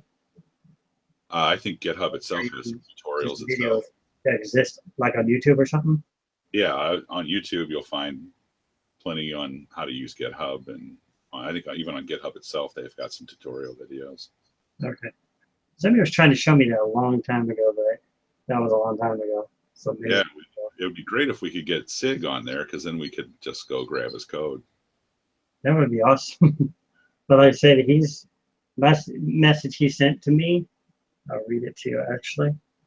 I put up the breakout on GitHub, so you can grab it there. And okay, that's cool. I don't like to try to share like his Facebook stuff live, but he wrote, actually I closed his, I gotta open his back up. Okay, so I sent him a bunch of messages. The last one he put, he says, I said, I was asking him like when he could join, and I told him the wrong night. He said Thursday night. I says, no, I meant Friday. And he said, this was last week. Sure, should be able to make it this week. Last week I fell asleep and slept through the alarm to wake up for it. And then he goes, which worked out as I was called to the farm on Saturday morning. Had to work all day out there. It was brutal. So he's working on the farm a lot, sounds like. Yeah, that sounds like real work. Yeah, that would be a lot of work. I can relate. When I was a teenager, I had to do stuff like that when I went to visit my friends. So Yeah, I definitely couldn't do that kind of work now. but yep, I guess we'll just probably call it a night. It's like probably really late over there, huh? Probably early birds chirping over there. Yeah, it's 5:22 here. Oh, so you're Central Time? Yes. Oh, okay, I was thinking you're East Coast, and I'm an hour before you, 4:22. I'm not usually up this late these days, and this is bad for me because now I have to get up early in the morning. So I'm gonna turn in here. Sounds good. Yeah, it was really cool though. I think we made some accomplishments tonight, and people kind of know the direction we're going. If you're still watching and listening, people were still taking apart his code and trying to analyze it more in sections. Yeah, I Yep. probably there's still some work I want to do on the breakout. Cool. I'd kind of set up to put an attract mode in there. I'd set up an auto paddle kind of thing, so I didn't have to play it myself while I was doing testing. But then I was thinking that that would be good for an attract mode. You mean like a demo or something? Yeah, yeah. So the title plays, and then you basically have a timer. If the title's up there for more than a minute or two, then you go to an attract mode where you see the game playing itself. Just like the Atari did. Interesting. Yeah. And then I also want to do a high score. So the other part of that, you would go title, attract, and then you would go to a high score screen. Yeah, it kind of like flips back and forth. Yep, those were common with the games back in the days. And the breakout itself, the game itself doesn't play very well. It's doesn't do any of the things in the original for as far as speed ups go, or I think the original would reduce the paddle size, and it would also give you different angles if you hit it on the edge of the paddle versus in the middle of the paddle. So there's some gameplay things that really need to be done to make it come up there. I kind of wanted to get into. Oh, I know what I wanted to learn how to do the custom characters, so that I could have more rows of bricks too. You mean Right like now, right now it's just a couple rows of bricks, and it really needs to be at least two. And I think I only have 10 bricks, and I want to get more bricks across too.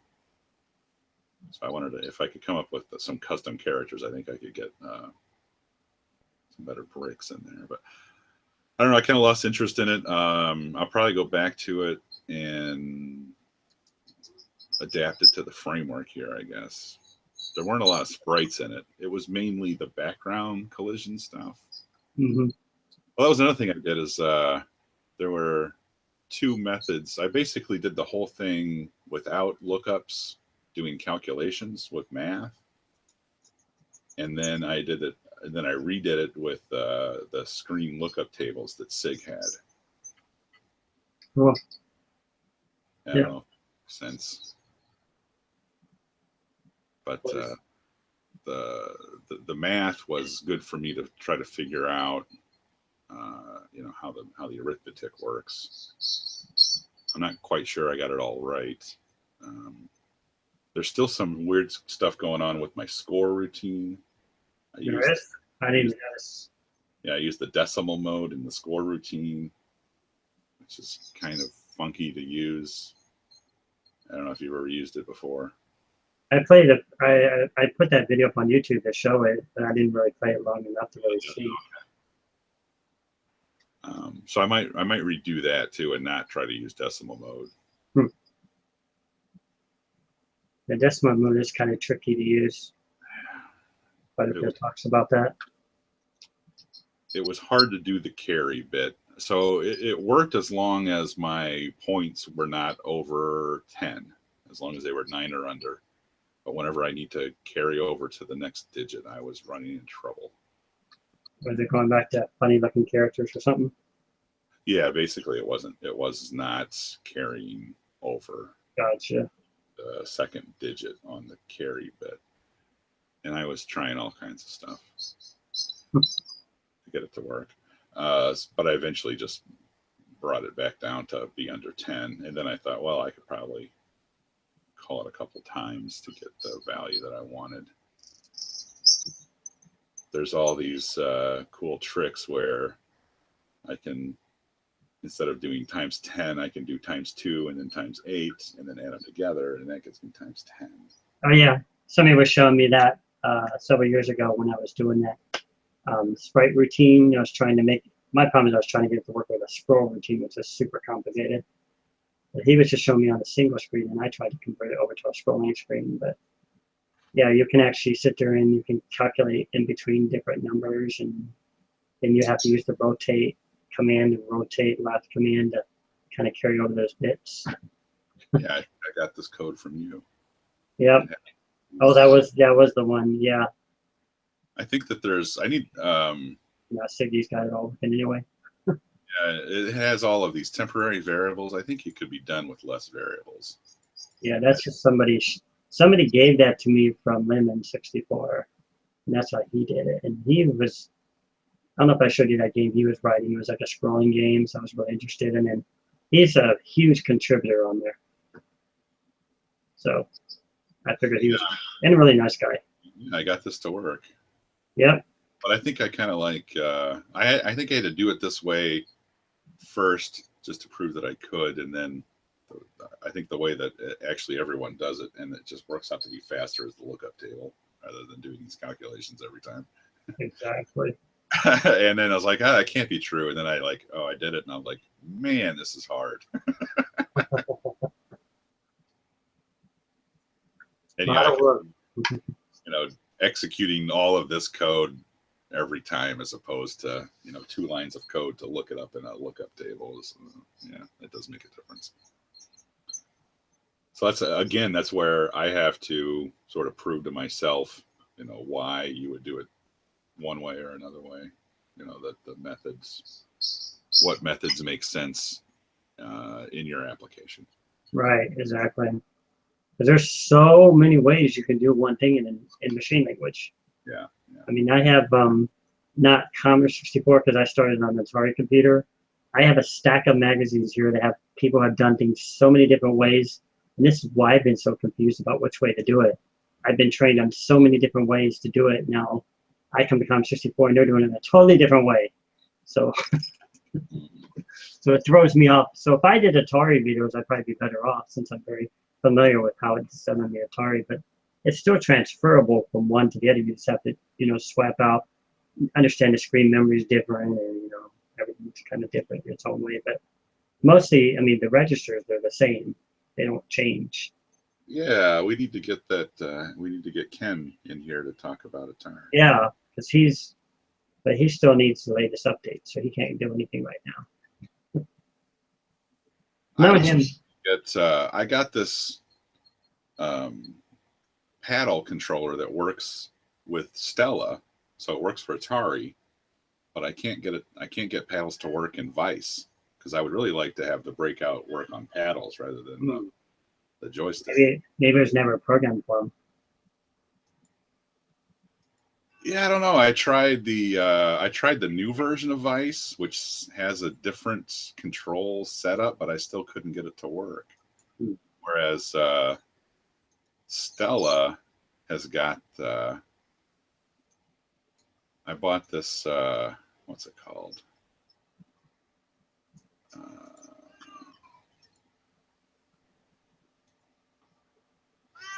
Stella adapter. And it's supported. It plugs into USB, and then you can plug your paddle or your joystick into it, and it works beautifully in Stella. And joysticks work in Vice, but paddles don't. Now, is Stella compatible with CBM? I don't think so. Because we could probably switch over if it's better. I always like to try to keep up with the latest stuff. Stella is Atari. Oh, I'm sorry. I'm stuck on Commodore 64 now. So that wouldn't work with this thing. CBM is just for Commodore 64. Hence the name CBM. Yeah. on the business machine. I think so. I don't know. There are some other cross developers that do more than just Commodore, though. Yeah. Oh yeah, there's a lot of stuff out there, of course. But, Scott was talking about Kick-Ass. I think Kick-Ass will do Nintendo and Atari, and that one's kind of virtual then, or kind of universal. oh, I think it'll do 6502, but 6502, you can pick what processor machine combo you're going to compile for, whether it be NES or Atari or Commodore or Apple. I think that's one I would not want to work with, NES, because that one, I was just watching a video. You ever watch I can't think of that guy's name again. He does like all these tech videos on YouTube. Really good. He did one on like color memory for all the computers and how they work on Nintendo, how they work on the Commodore, how they kind of transfer over. And when he started talking about the Nintendo, my mind blew. I was like, you mean what? They had to do what? To do what? To make these sprites do what? They have over 65 different sprites, and they don't have any one sprite. You have to piece them together. And there was just so many things he talked about. And I was like, that would be a very complicated language to work with in machine language. Because that was all written in machine language, It's not like they had their own it's a C++ 65 or anything, It's a 6502, just like, well, I mean, Oh my gosh. the Can you Commodore imagine? 6510, right? Yeah, seriously, can you imagine writing that in machine code? Super Mario Brothers? No, thank you. I'd like to see that machine code. It would be interesting, but can you imagine how complex that would be? I mean, a lot of times they don't even have registers that exist for anything. Now, even more of another part, most people don't know the original Atari 2600. For one thing, they had to squeeze everything because it only had 4K of memory. And then on top of that, they didn't have, like, some of the registers were missing or something. Like they didn't have, because they only have 4K, so they didn't have access to the full, 8K or whatever that the ones came out with later for the home computers. I don't know what the 400 had on it, but I had the 65XC, so I was a little bit more spoiled. But they had to work in a very confined area, and those Atari games were amazing, So I give them credit. Let alone the Nintendo people for what they did. I mean, you have no idea. I mean, they had 65 different sprites they have to work with, and they had to put all this and work it in the game. It's no wonder some of those games were crap. As Cinema, you ever watch Cinema Massacre? Nintendo Angry Nintendo Video Game Nerd, which was his old name until he got what was he? Received like I don't know what they call that, where they buy him out or whatever. But the Angry Video Game Nerd, yeah. Yeah, but anyways, he was, he doesn't talk a lot about it, but I mean, if you just look at those games and for what we know, just working with the Commodore 64, can you imagine doing that on a Nintendo? I think I would like to do some Nintendo development after. Actually, I think after the Commodore, I want to go back to the 2600. You're really talking there. I'm interested. You really like the challenge, and that's the way to go. But I just mean I wouldn't have enough time in my life to figure that out. Actually, I think after Commodore, I might go to VIC 20. You might be better off there. Yeah. Yeah, because that's pretty parallel, or maybe even Amiga or something, like Siggy did. Amiga has some really cool games, but I just, from my experiences and what I've learned, and I mean, when I started learning machine language, and I'm not even anywhere close where I want to be, it took me I wouldn't say it probably took me 6 months just to really get started to anything, even get something moving on the screen. I was totally lost. I was like, wait, I went from basic and I was like, what? You mean I can duplicate instructions? What? It blew my mind. So I can see why people get their mind blown on YouTube here, because if you're watching, guys, it is a lot, because you can reuse these registers over and over again. And basic, while you can do that, it's a little bit easier. You can kind of read what they're doing. But in machine language, it's another side of looking at things. And they're longer, they're bigger programs. But they're faster, they're more efficient. And your Commodore 64 computer would not exist without it.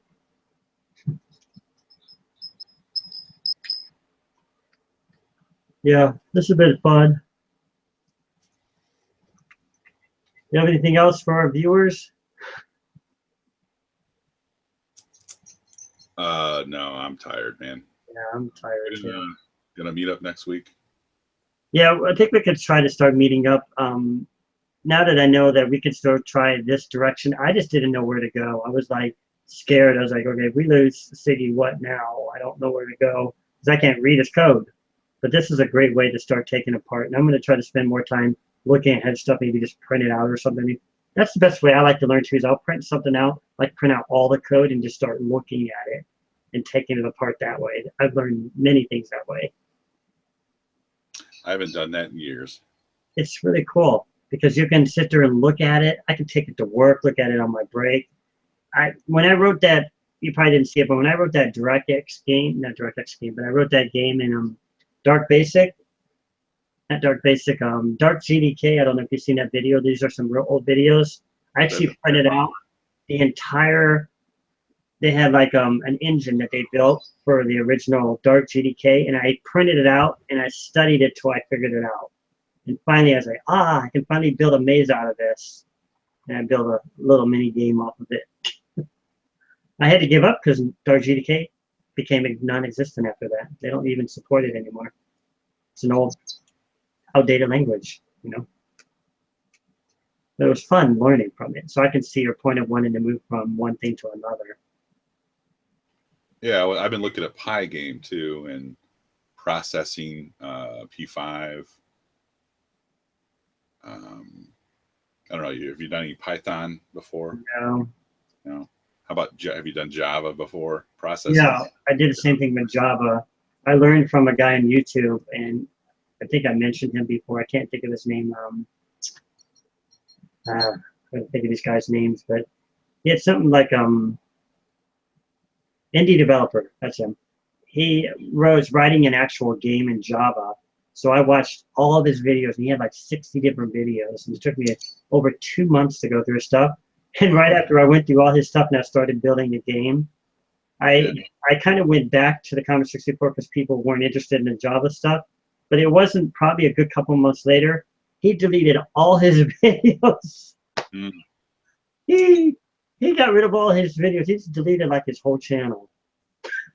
Yeah. I was like, everybody was so mad at him. I'm like, dude. He's like, it's unsupported. I'm not supporting it anymore. Well, you just deleted like 60 videos, and plus whatever the other ones he had published after that. Yeah. I'm glad I wasn't following him very long. I would have been upset too. I have seen a couple guys on YouTube here recently doing machine language for Commodore. There was a guy, old school coder, who's doing some machine language tutorials. Old school coder? Yeah, that was very useful. Okay, I have to look at that one up. I didn't see that guy. Is that subscribe to these people? Yeah, I think it was old school. School was with a K, or S, SKOOL. That's probably why I couldn't find him. Then there was another guy, G-Ray Defender, who did a Pac-Man clone, and it looks really good. And he did it in CBM Studio, and he's got a bunch of videos about him. Write the code in that too? Yeah, he wrote the code in CBM PRG. I guess he give tutorials on it. He kind of, not tutorials really. He kind of gives overviews of different stuff. It's not really. I mean, I think he's got his code somewhere. I haven't seen his code. He kind of shows his code along the. I don't know. You have to look him up and look at it, but. I mean, he doesn't do like the Highlander does. Have you watched the Highlander? He like breaks it all down. The Highlander is very detailed, and yeah, he's awesome. And is going through the code line by line. Yeah. G-Ray Defender, he's going through his code. He's not going through it line by line. He's just going through. He's going through different sections and sort of highlighting the different features that he added, and kind of like the implementations of some of the different things. Like he shows how to do adding music or adding a title screen or adding a score. So you kind of have to figure out what that section's doing. So check them out, man. I will. I wrote them all down. the old school coder guy was doing more of a basic, you know, this is going through everything for branching was the one that I was looking at, got a lot of help from Nice. on the comparison and branching, you know. Whereas the G-Ray Defender was going through his project, basically making presentations on his Pac-Man clone. Does he do any Hangouts? No, he doesn't do Hangouts, but he does like review videos of, like, he had some other Commodore hardware. He had a review up of the 1541 Ultimate. Nice. Yeah, I'll have to check those out because Yeah, I haven't known him yet. I've got a lot of subscribers. You know. send them an email. Maybe they'll want to join in the Hangout. Trust me, I've harassed people on Limit 64, and I can't get a lot of them to join. Oh yeah. They're just not in the video. Limit 64. Those guys are, you know, they can be a little offstandish, I guess. Well, when you get to know them, there's some really cool guys on there, but I just don't think that. I think they're so old school they don't do the video stuff. Yeah, They'll like do a simple video showing like what their latest project is doing, but they're not going to explain how they did it. Yeah, and there was the whole. I missed the whole Commodore scene, you know, kind of. Gotcha. Crackers and coders and. Oh yeah. You know. Big So there was a lot of sort of posturing and bravado. I don't know how to, you know, a lot of smack talking going on between coders and you know, my kung fu is the best type thing. Oh yeah. And there are some people like that, but there are a lot of helpful people on Limit 64 though. Yes, there are a lot of helpful people there too. And you're gonna always find those trolls. They're out there. Or those people who think they're better than you, you know, they're just out there. Yeah. I'm not even talking about trolls. I'm just talking about, you know, arrogant pricks. Okay. I just use the word troll because, I mean, I've come across them. And I know how they are. They just like, one guy just like, he just wouldn't shut up. He just wouldn't stop. And I put a video up. He's like, you're doing this all wrong. I'm like, well, you're going to help me or not? You should know what you're doing. Okay, you're no help. Why would I be here if I knew what I was doing? Yeah, learn the code. Yes, I've heard that. You're doing it wrong. I mean, I heard it enough when I was in the industry. Every time I got let go, I always heard, you don't even know the basics. All right. Can you tell me how to get there? I mean, that's the whole purpose of this project, is so everybody can hopefully learn, and I can go where I've always dreamed of going. And I know you want to learn machine language. I'm at the next step. I want to see how a real game is built. I want to really understand, how do you make the next Metal Warrior? How do you make this? What does it take to do all this? How could I just make something simple but make it fun to play, you know? Yeah. And that's where I was kind of wondering with like the sprites, you know, a lot of people don't just use the sprites out of the box. I guess they do like sprite multiplexing, you know, because having only 8 sprites is pretty limiting. Oh, you mean adding more sprites on the screen, like with rasters? Yes. Yeah, you just have to set one line and then trade another line. I have no idea how to do it, but I know that it's possible to do it. Oh, yeah. I'm not really good with rasters yet, but when we get into that, that'll be really interesting. I'm sure Siggy knows how to do it. And I think that might be why he was kind of holding off on some of the sprite stuff. Really? Maybe. I don't know. But you know who does know how to do that, though, right? But he doesn't have his examples anymore? Scott. Scott, okay. Yeah, he's really good with demos. He is excellent with demos. I saw one of his demos. I was actually wondering with this Spelunky project if 8 sprites is going to be enough. No, I mean, you got them up here so far. So you mean like when we go to add all the bad guys? Well, you got all the bad guys here too, though. Right?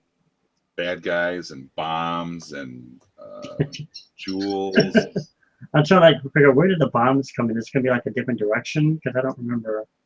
Or was you just having fun at that point? Well, the original was Dynamite, I guess. And It was Dynamite. Okay. I know there was a snake in there. I do remember that. actually, I don't think there was a snake in the original. There was. It was a bat, That? and ghost. This was in the Nintendo version, then. Okay, because I watched the Nintendo version too. The Nintendo version didn't have a snake either. I added a snake because the remake Spelunky has a snake. Yeah, I thought I saw it somewhere, but there's so many games out there. Yeah, Spelunky is the sort of the new. I don't know. I guess it's newish.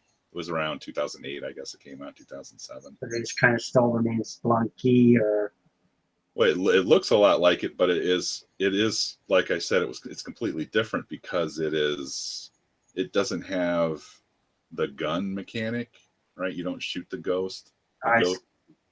It's a procedurally generated level, and you're just trying to get out of the level is the point. Gotcha. It has destructible environment. The bombs actually blow up walls, and you got to blow your way, blast your way to an exit. Sometimes depends on. It's random where the exit shows up on the level, right? Mm. And the ghost is there just to act as a timer to get you off of the level, right? You can't kill it. The only way you can kill it is if you manage to run it into a gym, and then the gym turns into a ghost gym, and you get 10 times the points for it. And they kind of changed it up a little bit. Yeah. And there the game is they've got enemies that are shooting at you, traps. Is this a Nintendo version, or? No, it's on Windows, Mac OS, and Android. It's a Steam game, Spelunky. I didn't even know they made it for Windows. Interesting. I mean, it's third party, obviously, but pretty cool. It was a pretty popular game. That's why I chose it on there. And I knew it would be a really challenge. Well, I had no idea. But the original Spelunker, I can't stand this game. I really, the more I had to stop playing it because I just hated it. Because you fall halfway down and you die. Yes, it's unplayable. It's hard. Yeah. It is a hard game. I know. I downloaded it on my Commodore 64 after I got my drive, and I got to play it a lot. And I was like, it looks really cool on the original Commodore 64 too. Even better looks than Vice, of course. But it's really the same. It's really hard to play.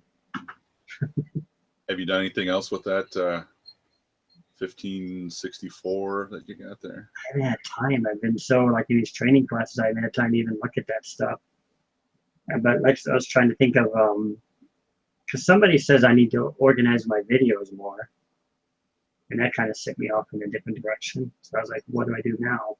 What do you mean by organize my videos more? I don't understand how I'm going to organize all these different files I have on there. I don't know where to begin with that. Steve, you've got a completely different approach than other people.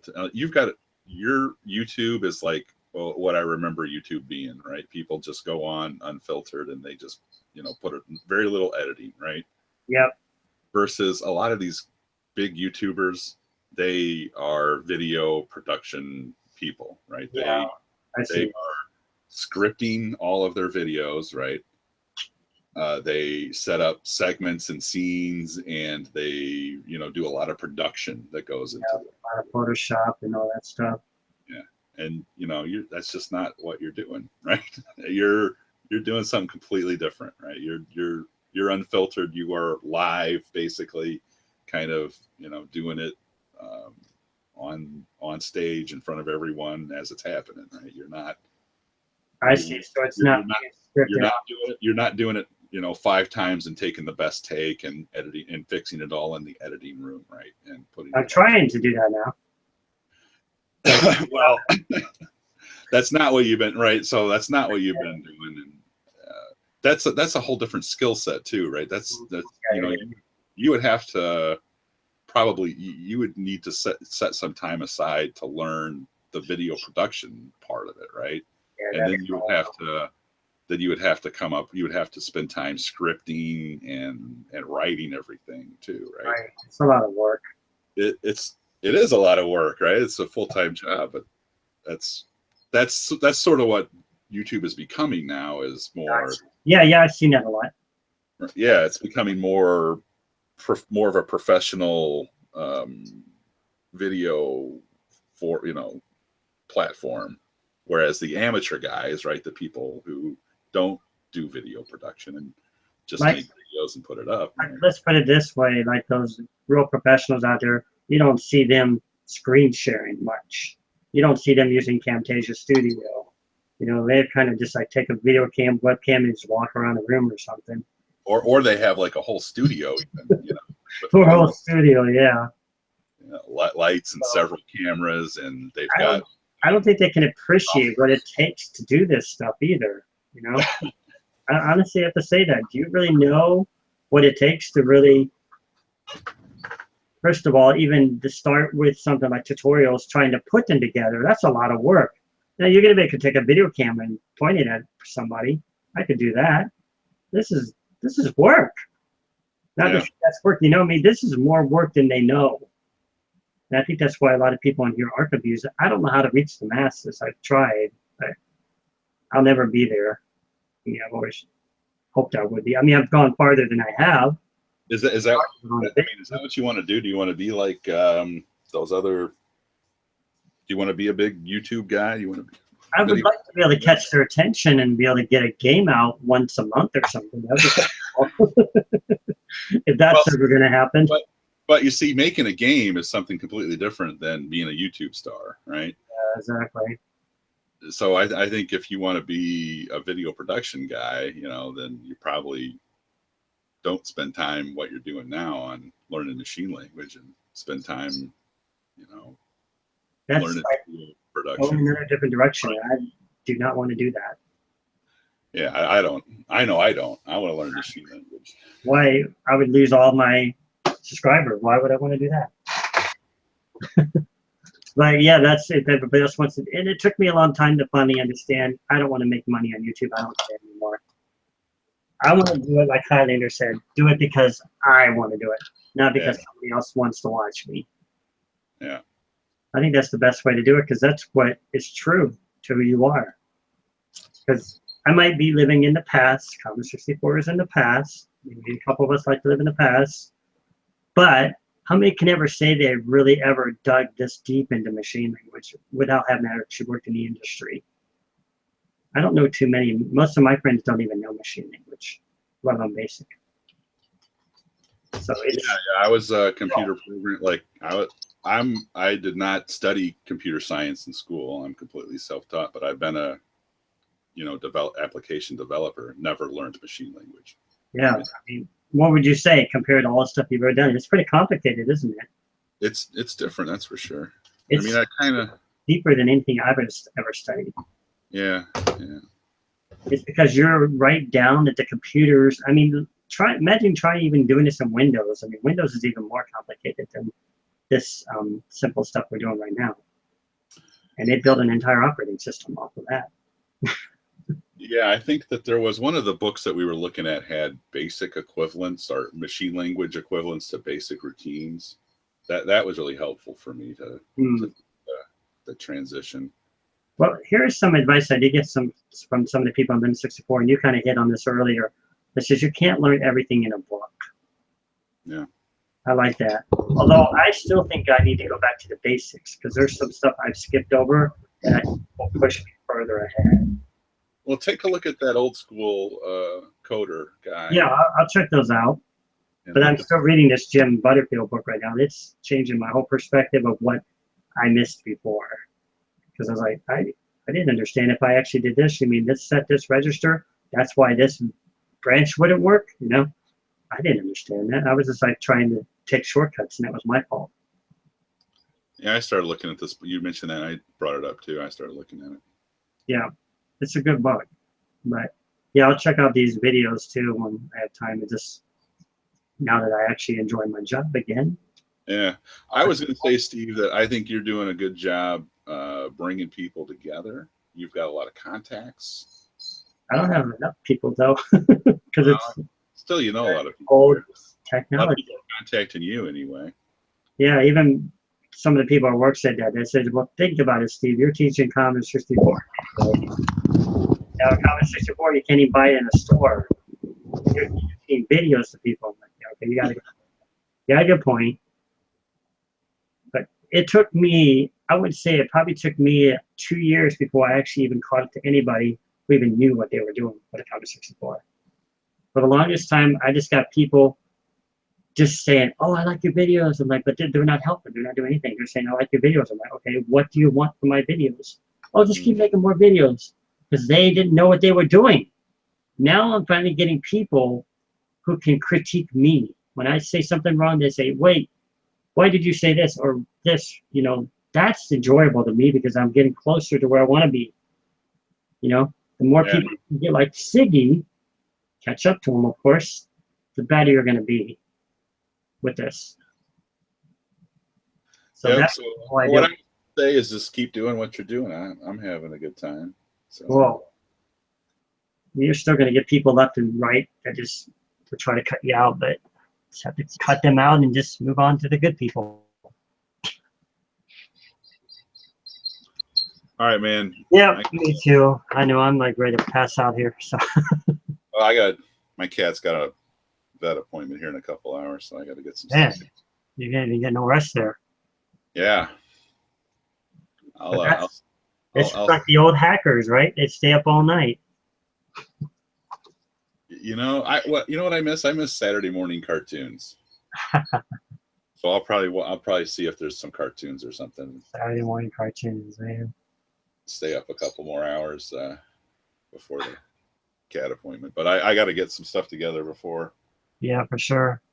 I. Well, I appreciate everything, you know, everything we've done tonight. I think it's really been really cool and everything. So we've got a new direction now. We could probably start meeting once a week as we start. I'm going to try to work with this more, see if I can get all the animations looking okay and see how far I can get it. And then whatever you're working on. Yeah, I'm gonna go back and try to work with the sprite part of it too. Um, Understand it more. I do want to talk to Sig because I'm not 100% sold on how he's doing it. I'm I'm concerned about that too, but I'm like, how do we catch up to him anyway? Because he's like up here and we're here. Like, how do we get him to the same If level we are? if he was on GitHub, this is where I would do a pull request on his repository, and I would make the changes and then submit them, and then he would get a notification and he could approve or So you think maybe not Google Drive, but GitHub? GitHub, right? Yeah, Okay, so you're talking about that part. Okay. yeah. And that So should if he help was us on all. GitHub, I'd do a pull request and I would change it to be more like what I was doing. I would make his animation index be a true index and have that be separate from the sprite pointers. Gotcha. Yeah. That's a good idea, but I'll have to study GitHub later too. And the other thing I want to figure out is if we're going to do sprite multiplexing or not. Because if we do multiplexing, then all of the stuff will probably wind up being rewritten anyway. But I think you want to have a version for vanilla, you know, no multiplexing, the regular 8 sprites, right? You want to have a version of that, a framework for that, and then You have that currently. Okay. right, and then if we decide that 8 is not enough for all of the stuff we want to do with sprites, and we have to do multiplexing, then we, you know, have to do something else. Yeah. We'll see where that's going. Yeah. So even though we do all this stuff for this, we may run out of sprites and have to redo it all anyway. Is what I'm saying. But I think but you know, the point is not the game, right? The point is to learn it. So It's to learn. Yeah, it's to push forward. I mean, whether or not we get the final project, we're gonna have something, you know, and we would have learned. I mean, already I've learned a lot. yeah, And I feel like I'm going in directions I never dreamed of. right. But I think I'll do the same thing. I'll be working with his framework, and then sort of out in the future, kind of topics that I want to get to are the interrupts and the raster bar kind of things, the smooth scrolling type stuff that Sig is working on. Yep, exactly. We need to get that latest code too. And then, like I said, Put that later, and we'll just look at sprites here in the short term. Yep, sounds like a plan. All right, man. All right, it's 5 o'clock. Later. Have a good one. Bye. And thanks everybody for joining us this evening. Sorry for the long video, but we'll be back again. We should be back again next week. Appreciate you guys tuning in, and have a great morning, night, wherever you are.